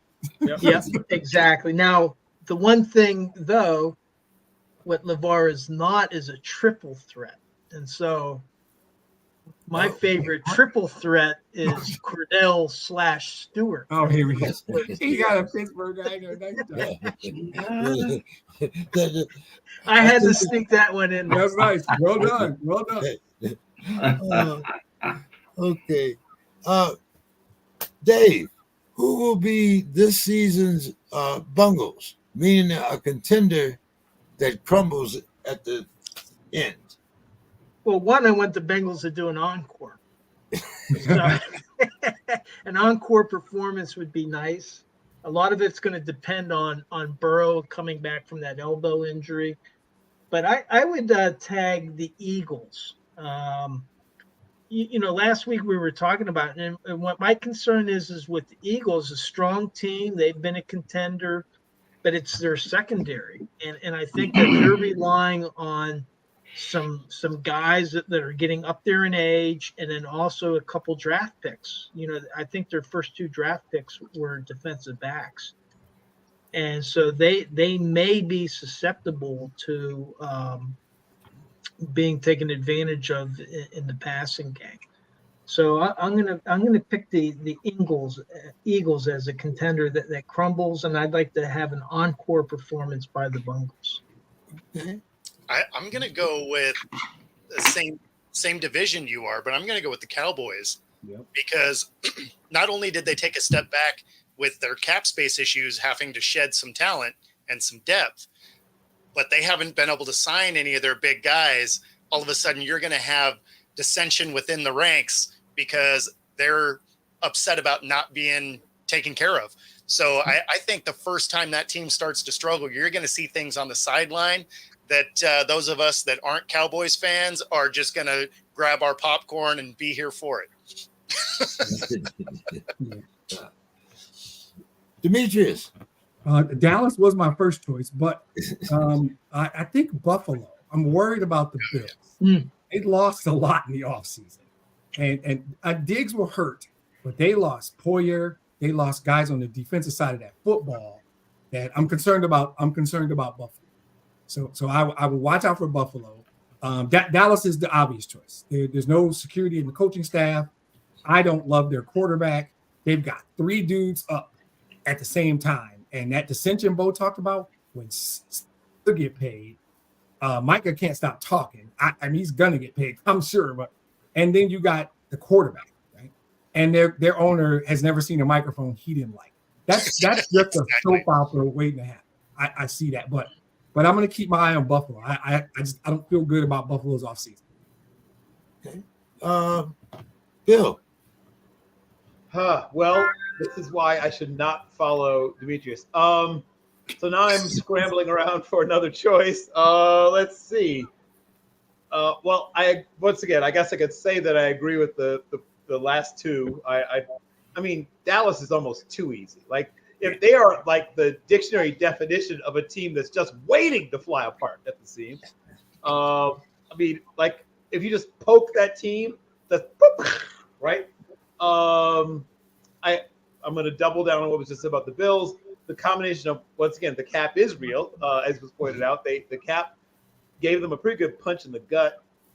They are thinner at several positions than they would like to be. They can't afford to get injuries pretty much anywhere on defense, right? Their offense is going to be fine, but boy, if they get a run of injuries at name a position group on defense, any of them, exactly, it's going to be tough. And they're playing some good offenses. Somebody mentioned 3 race cars on the show, I'm pretty sure. And gosh, who? I don't know. That was really had a lot of equity built into that one. I think you stand on that. It's going to be right. We'll just be right in the group. Well, let's see if Mr. Scott comes up with somebody different.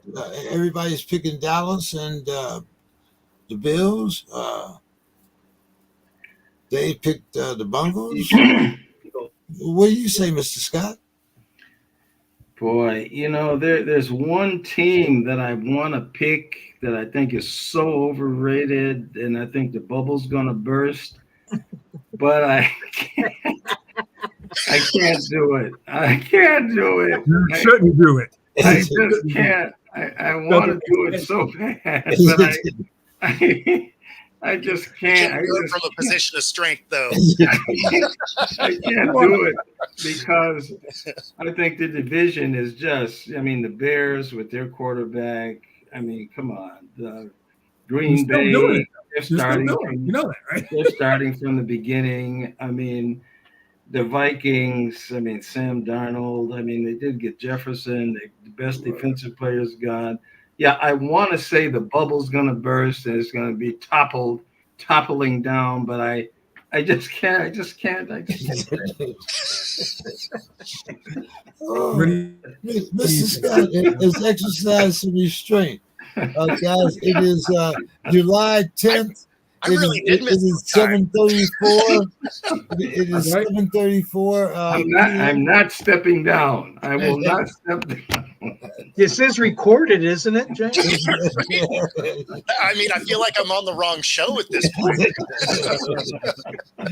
Oh, Okay, Mr. Scott, I'm going to let you redeem yourself here and let you feel good about your team. So, Mr. Scott, who is your team's Mount Rushmore, meaning the Vikings? Now, you can't pick Jerry Rice because he never wore a Vikings uniform. It's got to be a guy that wore a Vikings uniform. So, who is your Mount Rushmore of Minnesota Vikings? And you only get 4, not A, B, C. You only get 4. Boy, that's a tough one, but you got to go with Fran the Man. I mean, I got to have him at the head of the game. Boy, Alan Page, another one of my good buddies, Carl Eller. My dad said that Carl Eller and Deacon Jones was the 2 best defensive linemen he ever seen. And 84? Hello? No. You only count the ones that are Vikings. So he's at 3. I said 3. He's about to be wrong. Okay, sorry. Go ahead. Well, of course, 85 is the best. 84 is the best ever. Yes, that's all I'm saying. That's his 4. That's his 4. But you just remember the question, Demetrius. It's got to be a guy on your team and wearing your uniform. No, I thought he said Alan Page, Fran Tarkenton, the other Heller, and Randy Moss. Right? Randy Moss. Yeah. Okay. All right. I didn't hear the Randy Moss. Okay. No, I didn't either. That's why I chimed in. Yeah, he couldn't wait for me to say it, but Randy Moss he's the best. He took the top off of all the defenses. I mean, it was ridiculous. That thing that they hit, and with Cunningham in that 1 year, that's one of the most amazing things I've ever seen. Yep. Jake Reed. Oh, and then he had Robert, the running back. Yeah, Robert Smith. Robert Smith. I mean, Olympian. Got around the corner and gone. So it's hard to leave out. There's so many of the people. And going to school in Mankato, I knew a lot of the guys because they trained there during the summertime. So, Bo, are you going to represent the Seahawks here, or you got another team? Of course, no. I'll do the Hawks. And although Jerry Rice did wear a Seahawk jersey, we're not going that route. Seahawks legend. We will stick with the original number 80 in Steve Largent. Easy. Yep. And then we'll go Kenny Easley. Good call. Amazing safety. We'll go Cortez Kennedy. Tez was a beast. And then with a modern era pick, I will take Bobby Wagner. And it was really hard to leave guys like Hutchison and stuff off. But Bobby Wagner will go down as one of the best linebackers to ever play.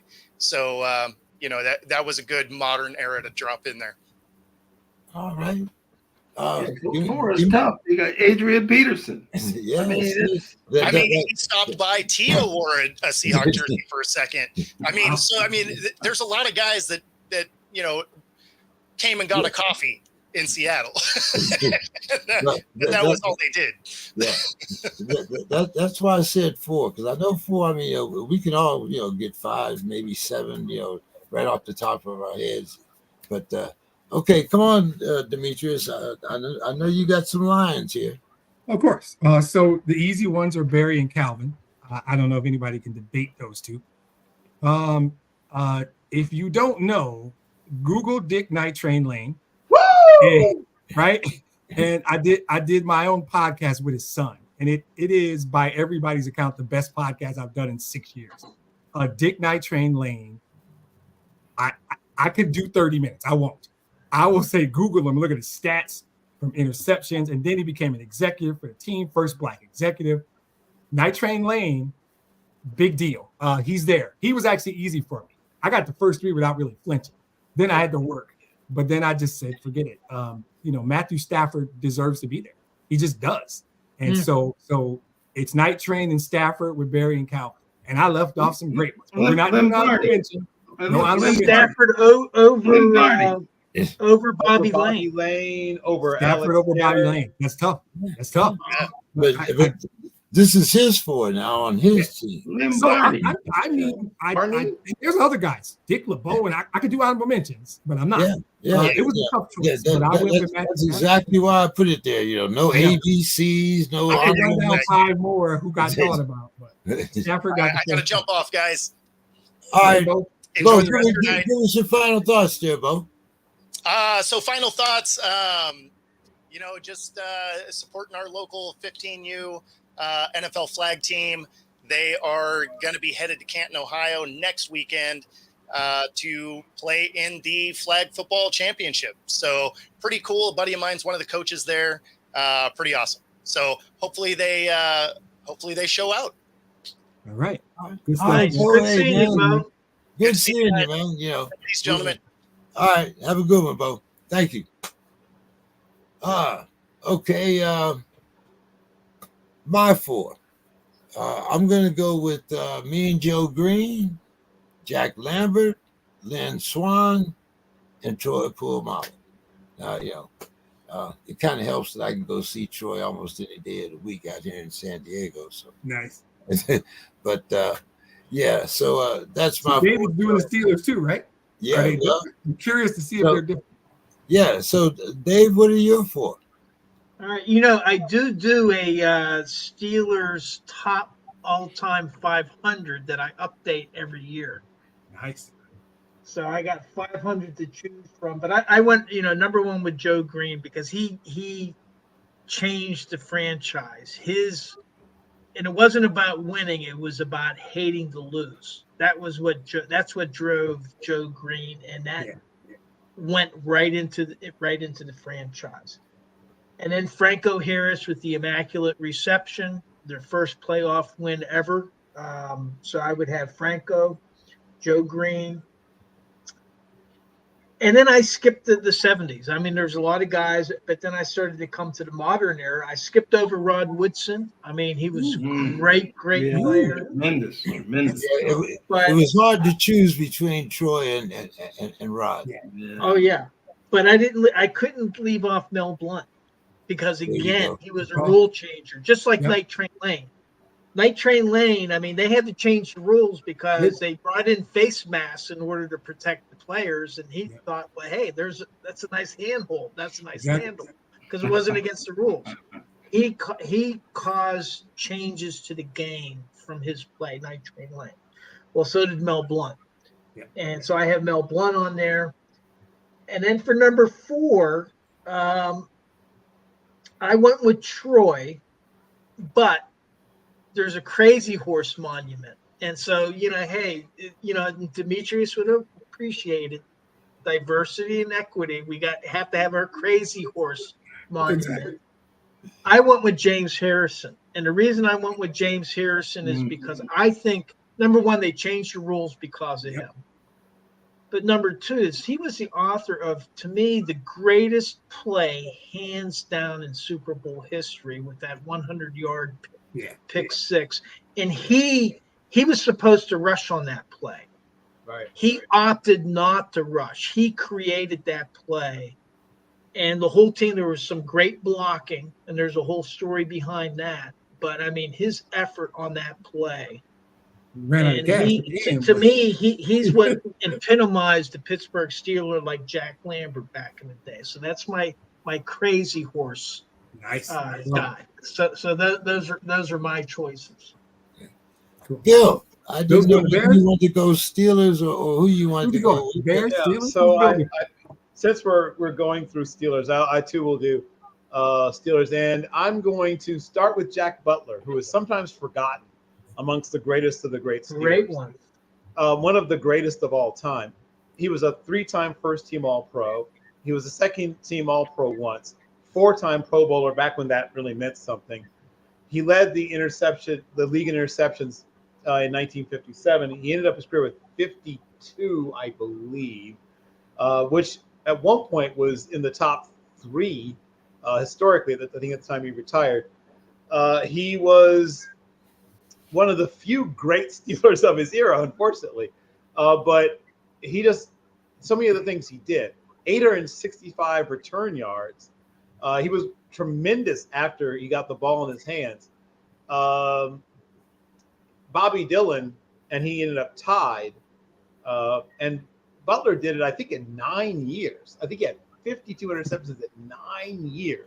Yeah, he hurt his knee, I think, and cut his career which is short. a crazy thing, right? Is how he managed to do all that in this period. A member of the 1950s All-Decade team, a member of the Steelers All-Time team, and not mentioned enough, I would say. Went on to also, work for the team. The Steelers did a good job in those days of keeping guys around the team. I think he spent a total of 46 years in some way, shape, form, or fashion. But Blesto scout, he was big in the scouting department. Right. Yeah. So he was around the team. So he was a minor part of the team eventually turning around. Well, I say minor. I shouldn't say minor. But he was a part of the team eventually turning around because by that point he was in part of the talent acquisition of the team when the team went from being poor when he was a player to being very good. And he just doesn't get mentioned enough amongst the great players of all time, especially the great Steelers of all time. Jack Ham. And I loved Lambert. And Lambert was the more fun of the two to watch. But if you talked to the coaching staff about if they had to get rid of one of them, which one could they live without of the two? They would have said Lambert, because they could put Ham on the other team's best wide receiver, and he would cover him like a corner. People don't mention Jack Ham amongst the great coverage players in the history of the game enough. Watch Super Bowl 10.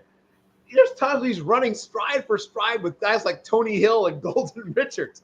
It's crazy how good he was in coverage. So they played base defense practically all the time.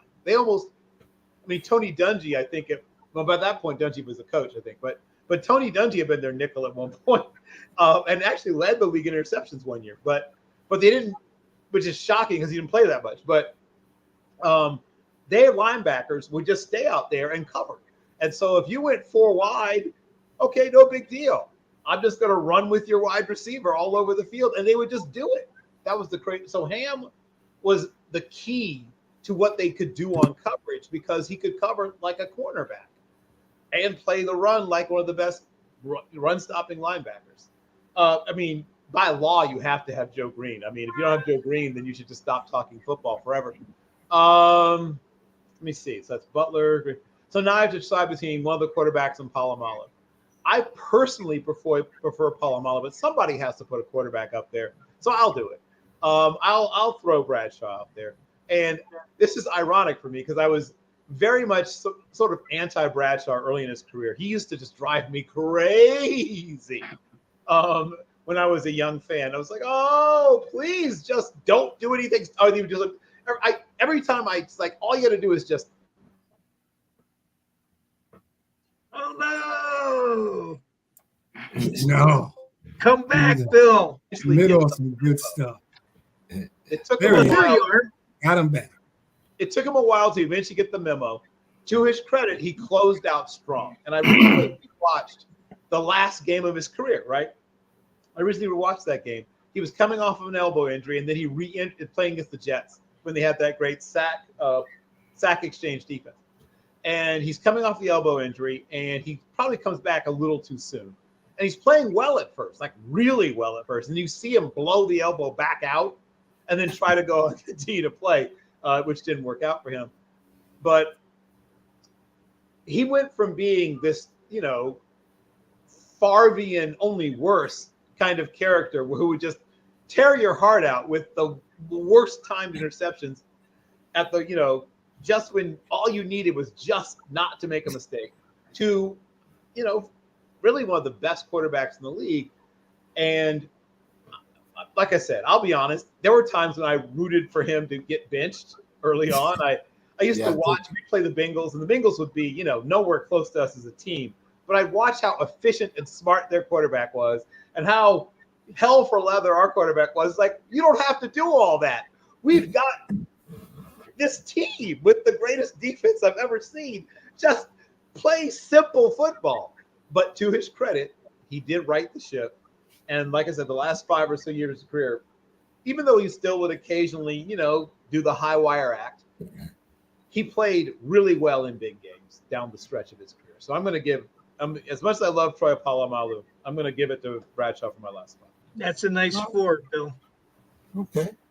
Mr. Scott, it seems like the Vikings defense will be facing 7 of the NFL's top running backs. Mr. Scott, what do you think about that defense you're going to put on the field this year? Well, all the more reason to not let Danielle Hunter go. I mean, we got a great defensive coordinator, Flores. I don't know what to think about this defense or this team this year. The quarterback situation, I'm hoping Aaron Jones still has something left as a running back.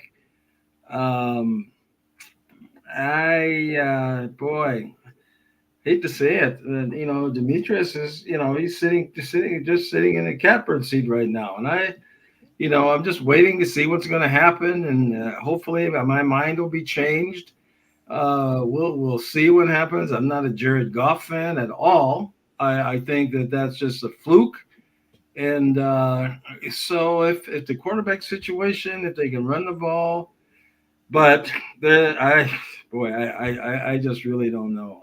I just don't think the talent is really there all of a sudden.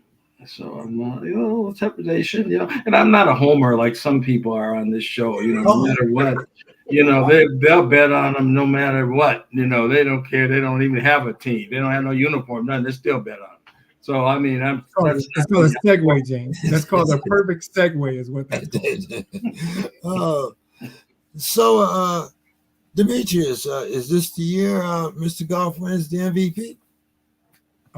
He won't win it. Okay. The national media is not inclined. I gotta get all ears here. The national media is not inclined to give an award like this to a Detroit Lion. So that's fine. And guess who doesn't give a damn about MVP awards? Me and Jared Goff. Now, the narrative nationally and even locally to some degree is it's Ben Johnson. It's Ben Johnson. And Ben Johnson's a great play caller. I like Ben. 2 years ago, Ben Johnson was tight end coach and nobody knew his name, right? Okay, cool. You got top 5 offensive line. Yep. You got a 2-headed monster because Jahmyr Gibbs is just scratching the surface. Look out for that kid. But at the end of the day, if we named 55 Super Bowls, 110 quarterbacks, right? Teams. If you don't get great play from the dude behind center, the rest of that shit doesn't matter, right? He's going out there and he's executing it. And watch, because I'm a geek and I have. YouTube has every game they played last year. And I am bored sometimes, and I've watched them all. He doesn't have the best arm in the league. His arm is above average. What he does, pre and post snap, people just don't get. He sees it. Pre and post snap. He knows what he's doing. So do I think he's great? I think he's top 7 for sure. He's good enough to take them to the Super Bowl for sure. He won't win MVP. Somebody else will put up better numbers, maybe on a better team. I don't care about any of that. I need us to play one half of good football and go to the Super Bowl. We were a half away from the Super Bowl. We were up 27-10 at halftime, and then we did. So it's cool. This is how you get there. You progress. Mr. Scott hasn't watched enough Jared Goff. For the last 2 years, he's been one of the top 5-6 quarterbacks in football. All the metrics say it, the regular metrics, the advanced metrics, completion percentage, all of them. Look at any of the metrics. Jared Goff's top 7 quarterback for the last 2 years. He's 29. He's been to a Super Bowl. He's got his bag. He's literally playing his best football right now, right now, which is why we were a half away from the Super Bowl. He didn't lose us that game. Go watch the game. 3 plays lost us that game. None of them were Jared Goff. But Jared Goff knows people are never going to give him that credit. So he doesn't really give a damn. I'm focused on my expectations for the team. We had a major weakness. It was in the secondary. They addressed it. I expect us to be right there. Right there. I expect San Francisco to be in Detroit for the NFC Championship game. That's what I expect. And Jared Goff will do what Jared Goff's been doing for 2 years, just executing.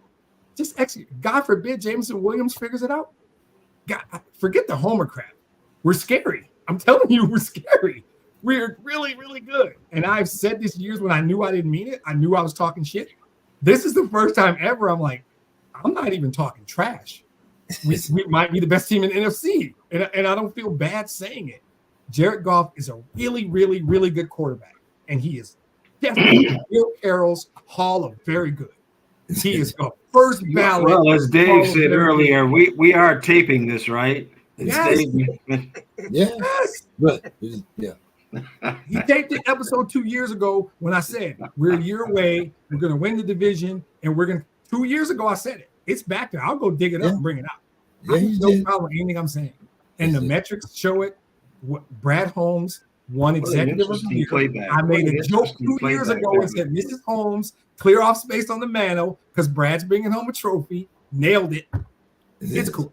Jared Goff is exactly what I want him to be. He doesn't care about all that BS. Jared Goff wants to win football games, and they're going to win a bunch of them this year. He doesn't care about MVP. I would love it if Jahmyr Gibbs wins MVP because that kid is special. We haven't even seen the best of that kid. He is special. So, yeah, I'm obviously hype about the team. I don't care if Goff wins MVP. Doesn't matter. They go to the Super Bowl and Goff doesn't win MVP. Who cares? Okay. I don't think Jared Goff does, by the way. Nobody cares about that stuff. All right, Dave. Now, this is Mr. Scott's favorite part of the program where we talk about the Steelers. So, Dave, what impact is sudden suspension going to have on our lineup? 8 games, that's pretty significant. Pro Football Focus leaves out offensive tackle Broderick Jones on their breakout list, but they did include Keanu Benton and Joey Porter Jr. To make the breakout list. And are we looking at a run-first offense this season, Dave? All right. So, first with the breakout list, as Mike Tomlin would say, we don't care.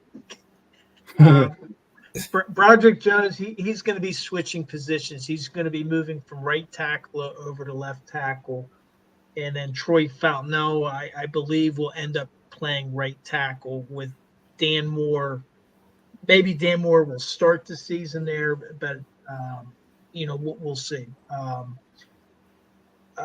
And I'm fine with that. Keanu Benton, he's refreshing on the defensive line. They need some young linemen and he has a really nice motor on the interior. And Joey Porter has really, I think he was the best rookie defensive back among them, and he really did a nice job, and they eased him in. So I see Joey Porter. Hopefully he can continue where he left off in 2023. In terms of the impact of Sutton's suspension, two things here. First football, and then the non-football aspect of it. Football-wise, the Steelers knew that he was going to be suspended. The standard suspension for a domestic violence case is 6 games. The NFL suspended him for 8 games, which is due to aggravating circumstances, I presume. One is the when you read the details of the allegations, pretty horrendous. I mean, biting the girl, throwing her against the wall, all this kind of stuff, and then evading the police for 3 weeks. Right. It sounds really bad, and some fans are like, well, why are we enabling this guy? It kind of goes to the opening thing when we were talking about the Dutch volleyball player. Yeah. Right. And now it's not as if the Steelers don't have a history there. I go all the way back to Ernie Holmes, Bats Holmes, part of what he became a part of the Steel Curtain defense, the defensive line. Well, he was arrested early in his career on the Ohio Turnpike. He had been taking shots at vehicles on the Ohio Turnpike. And then when the police responded, he started shooting at the police. He's lucky he wasn't killed. And the Steelers, instead of cutting bait with him, they stuck behind him. And they believe that he may have had a nervous breakdown or something like this, and then he went on to win a couple Super Bowls, with the Steelers.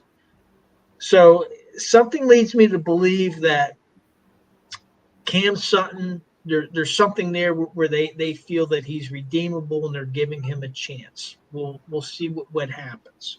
That's on the non-football aspect. On the football aspect, actually the suspension kind of works good for the Steelers because Cam Sutton is a very versatile player. It didn't really work out for him with the Lions maybe, but he can play the slot. He can play outside, but they really need an interior nickel back, and he can do that.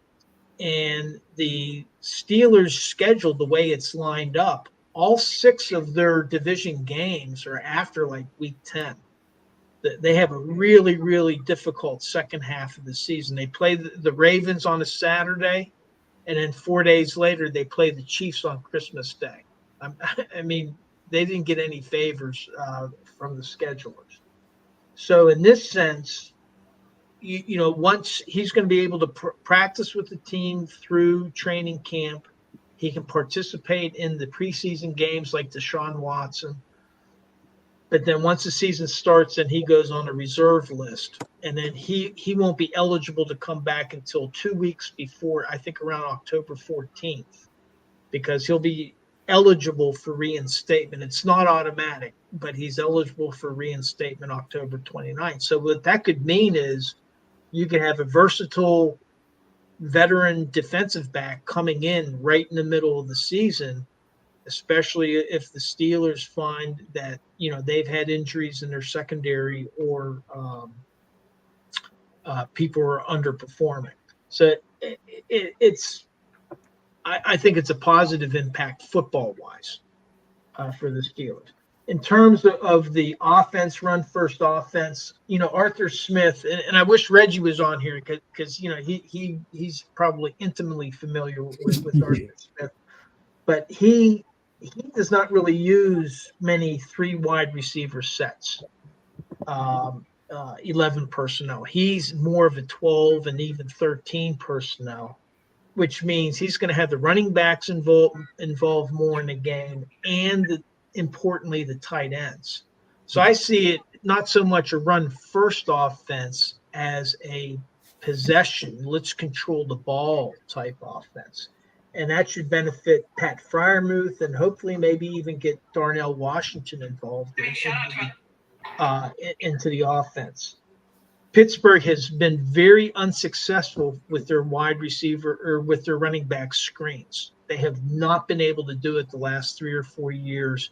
I'm hoping that Arthur Smith gets the screen game going with the running backs. So the fantasy football fanatics, they're going to hate the Steelers because Arthur Smith likes to spread the ball around.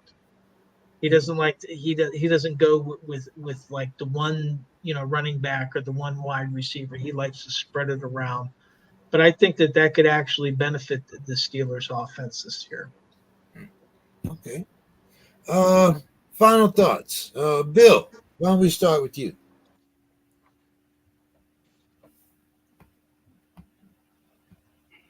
Lose him? Damn.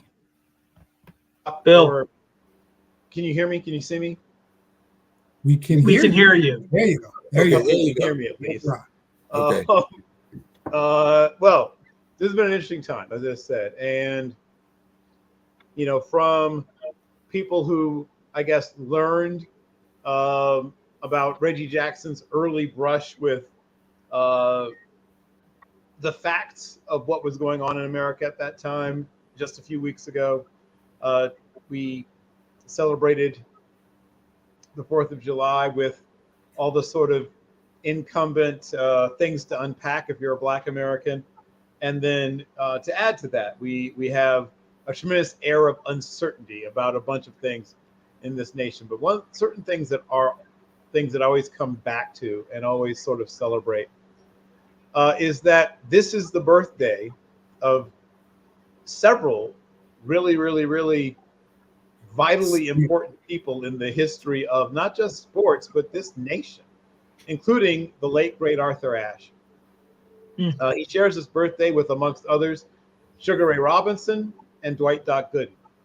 But Arthur Ashe is one of those people who legitimately, if he had never, ever, ever picked up a tennis racket, just through his sheer force of character and courage, would have affected the world in some way. From Maggie Walker de Alexander High School in Richmond, Virginia, he stood out from jump, right, as an extraordinary person. He goes into, at that point, what was probably the single whitest sport in America that didn't involve riding a horse and jumping over things. So he's at a time when, baseball is just beginning to integrate and things like that. The NFL has just a smattering of black players. So, and the NBA, still has a gentleman's agreement about how many black players are on the court at the same time. At that same time, he's playing juniors tennis, right, in the South in America.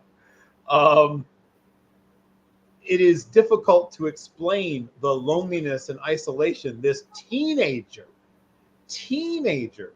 right, must have undergone as he clawed his way up the, once again, insular, closed off, lily white, unfriendly, chilly ranks of juniors tennis, eventually finding his way eventually to the tops of the profession.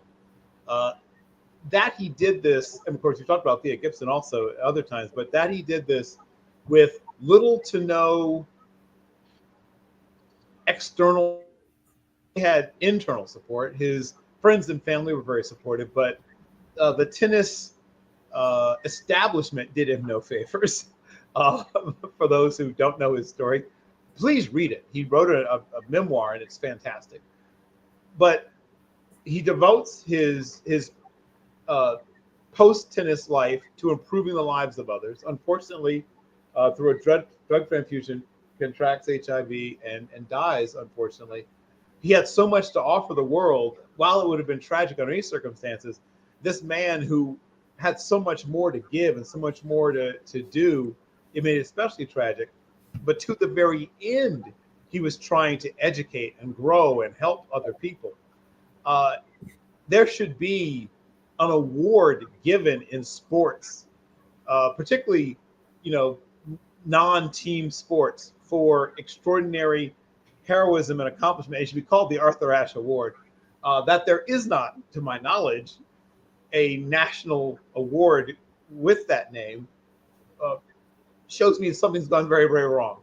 But on this day, July the 10th, I want to celebrate the life of one of the great Americans and great athletes this nation's ever seen, Arthur Ashe. Mr. Scott, final thoughts. Well, just a couple of quick things. A couple of weeks ago, I was asked to come play music with a group called the Sounds of Blackness. They had a 50-year reunion, and I played with them back then. I said, 50 years? I mean, go see all these old folks? Okay, but I was surprised. I actually knew the songs. We had a really good time. I had just a wonderful time, and I was hoping to see one of my good friends who's from Detroit. I was hoping he could come up. His name is Greg Adams. And Greg didn't make it. And Greg, he was a good friend of the coach for the Lions, Jim Caldwell. Mm-hmm. And they played football for Iowa, and they were roommates. And whenever I would watch the Lions games, Greg would be standing on the sideline, on the field.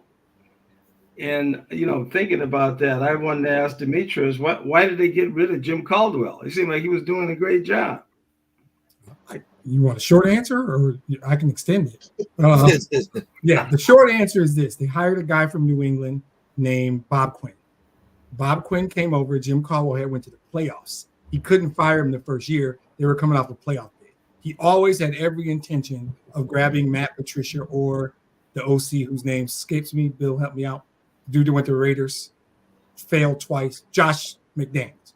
He always had every intention of bringing a guy from him. But Jim Caldwell just went to the playoffs. So then they went 9-7 the second year and barely missed the playoffs, and he fired him anyway. Bob Quinn wanted to do his own thing. He never intended to keep Jim Caldwell, which sucks. I am with you. I still miss Jim Caldwell as much as I love Dan Campbell. Yeah. Okay. Final thoughts, Demetrius. I have never done this, but you let Bill go first. So there is a short list of athletes I idolize. It is super short. Mary and Matthew Vergers are my idols. I'm gonna be honest. I got lucky in the parent pool. Those are my idols. But I never miss a chance to talk about Muhammad Ali. But very close second is Arthur Ashe. So Bill gave you a lot, but today would have been his 81st birthday. I think he warrants 2 people dedicating their final thoughts to him. That's how impactful he is. Bill was dead on. He got a posthumous Presidential Medal of Freedom, which is a bigger deal than people think. The main stadium at the U.S. Open is named in his honor, but Bill's right. There should be an award named after him. I think that the book Bill referenced is called Hard Road to Glory, and it is I read it twice. I read it about 15 or 18 years ago, and I read it again about 3 years ago. And that we lost him so early. He wasn't even 50, right? And his family had a heart situation, so he genetically got this. And then in a blood transfusion from a procedure, right? He contracts it. And there are very few people to me that have a great career, and then post-career, they do more impactful things that makes their career accomplishments almost look small. And that is I've always, Muhammad Ali is on a pedestal for me. And we could do a whole podcast, in my opinion. I have. Arthur Ashe is there. Arthur Ashe is there. And that he was lost so young is sad. To Bill's point that there's not more awards named after him is sad, but the Arthur Ashe Foundation for the defeat of AIDS has been critical in the fight against that disease. And I mean, we didn't even talk. You know what Bill didn't even talk about? He didn't talk about wins. He didn't talk about 3 Grand Slams and 2 more in doubles. He didn't talk about being the first Black dude to win at Wimbledon, at the U.S. Open, at Australia. He didn't say any of that stuff. That's what Arthur Ashe is. Bill talked about the man and his life and forgot about the tennis. Right? That's why I was like, forget it. I intended to talk about him all along. And even if I would have just came on and said everything Bill said, he almost needs to be mentioned twice. To me, Arthur Robert Ashe Jr., out of respect to Bill, Arthur Robert Ashe Jr. would have been 81 today, and he should be mentioned way more than he is. Side note, the song Optimistic by Sounds of Blackness got me through a very tough period in my life. I will always be a loyal Sounds of Blackness fan. So.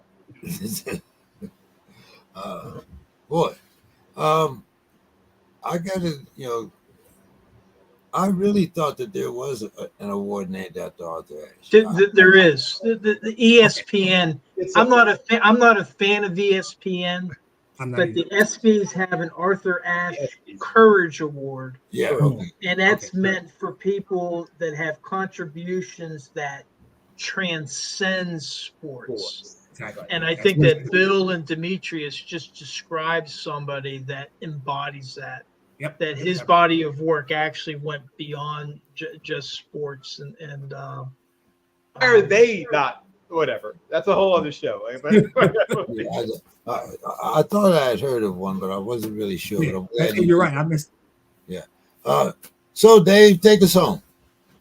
All right. Well, I mentioned Paul Skeens earlier, and I'm usually not a big the amount of money that some athletes make. I've often made comments about the ungodly sums. Like Tom Brady, $317 million in his career. Pretty soon we're going to have $1 billion players that have been paid $1 billion, just not outside of sports, just paid by their team. And I've often kind of been skeptical of that. I tend to feel that wow, that's a lot of money for one person. But I look at Paul Skeens, and the Pirates are 3 games under 500. They've never been able, for the past 20 years, they haven't really been able to bring a lot of fans consistently to the stadium. I usually once a year I take a group of college classmates. We get a group together. We go to Pirates games. July 20th, I'm going. It's a Saturday game against the Phillies. A lot of us will be there the night before for that series. I'm hoping that one of those nights that Paul Skeens pitches. But right now he's 5-0. He's struck out 78 batters and 59 innings pitched. But all of a sudden, what's happening is the stadium is getting sold out. Yeah. And so I had a couple extra tickets. I put them on Sports Geek, and they were gone like in a couple hours. And that's, we were talking about Caitlin Clark a few weeks ago. That's the difference that one player can make to a franchise. Yeah. And so I have to kind of step back to think about, I'm skeptical about the money that these players make, but on the other hand, they're making those franchises a lot of money. So my hat's off to people like Paul Skeens, Caitlin Clark, Arthur Ashe kind of brought a whole group of people, African Americans, into playing tennis, kind of like Tiger Woods did for people. He changed golf from like an elite game into a game that everybody played. That's something that Tiger Woods did, and so I would just like to acknowledge those players that are those athletes that are difference makers. So those are my final words for tonight. We had a guy out of Akron named Lee Elder. He played a little golf too, a little bit before Tiger, but and you're right. And Tiger will be the first to tell you that Lee Elder deserves to be. But to David's point, little black kids start playing golf in the mid-90s. Lim Barney's second wife, her sister was married to Lee Elder. Yeah. Okay. Yep. Yeah. Hey. I think there's a picture in the Lions facility of the four of them, actually. Oh, really? Okay. Yeah. And by the way, I did my master's thesis on athletes' pay, and I would just say one thing: every one of those dudes, when you see one of those contracts, they simply accepted an offer. Somebody else offered them all that money. All they did was pick up the pen and sign it. So that was my final thing on my thesis was they accepted an offer. Yeah. Right. Yeah. I mean, for the job that you do now, if you could make $1 million a year doing it, and if I could generate that down, right, if I could generate, I could get people to pay $80 to park and 80,000 of people watch me do my job. My company would pay me whatever I ask. But no, Mr. Scott's not going to come watch me at work. It ain't fun. Yeah, they generate a lot more than they make. No matter how big that number looks, trust me, Skeens is generating, like you said, he's filling every fifth day. That stadium has exponentially more people eating $10 hot dogs and drinking $15 beers and paying $60 to park, and they're buying shirts and hats and pennants, everything. And that's the thing with the NFL, because of the salary cap, we know exactly their impact. Yep. They get 48% of the revenues. Yep. All right, guys, let's get out of here. Glad to have everybody on the show. Don't forget our fantasy football season is coming up soon. Demetrius, I'm coming to get my shirt back. I know. I will be keeping that shirt. That's a double dip shirt. I won both leagues. I ain't getting the shirt. I need to make a new shirt. I ain't giving that shirt back. I want to be like Mr. Scott. You going to come and take this shirt. All right, guys. Have a great weekend. I want to give the scoring. The 5 men against me. The scoring. I've gone to the scorecards through AI and whatever. It's a split decision in my favor. I was a split decision. The last round when Bill came, it got really tight when Bill Carroll came, but I was able to pull it out. I jabbed, moved. Who are the judges? Split decision. That's great. Have a good one, guys. Always good luck, everybody. Glad to see more of you, Demetrius. talk to you later, guys. I'll see you. Take care. Have a good night, everybody. See you next week.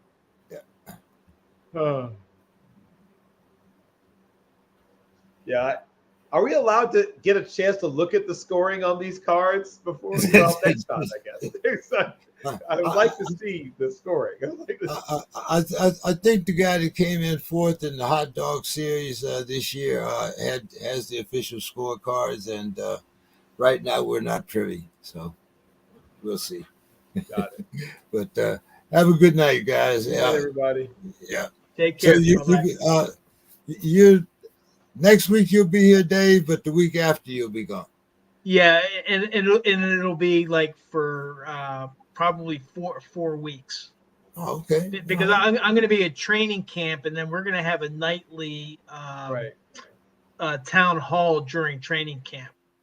So I won't be able to join during training camp. Oh, okay. Be interesting to see some of the subjects you're going to talk about at training camp there. Yeah, well, because there's a number. I don't get back to August 2nd, but there's other guys like Ken and Bryce and Brandon. They're going to be at training camp, and so then the idea of the town hall is that people can come on, and if they have questions about players, then the guys that were at camp then can give them a firsthand report on what they saw. Okay. So you're going to miss training camp then?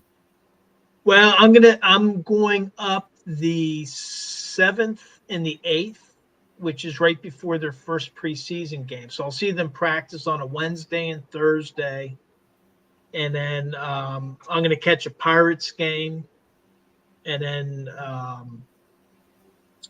go to the first preseason game too.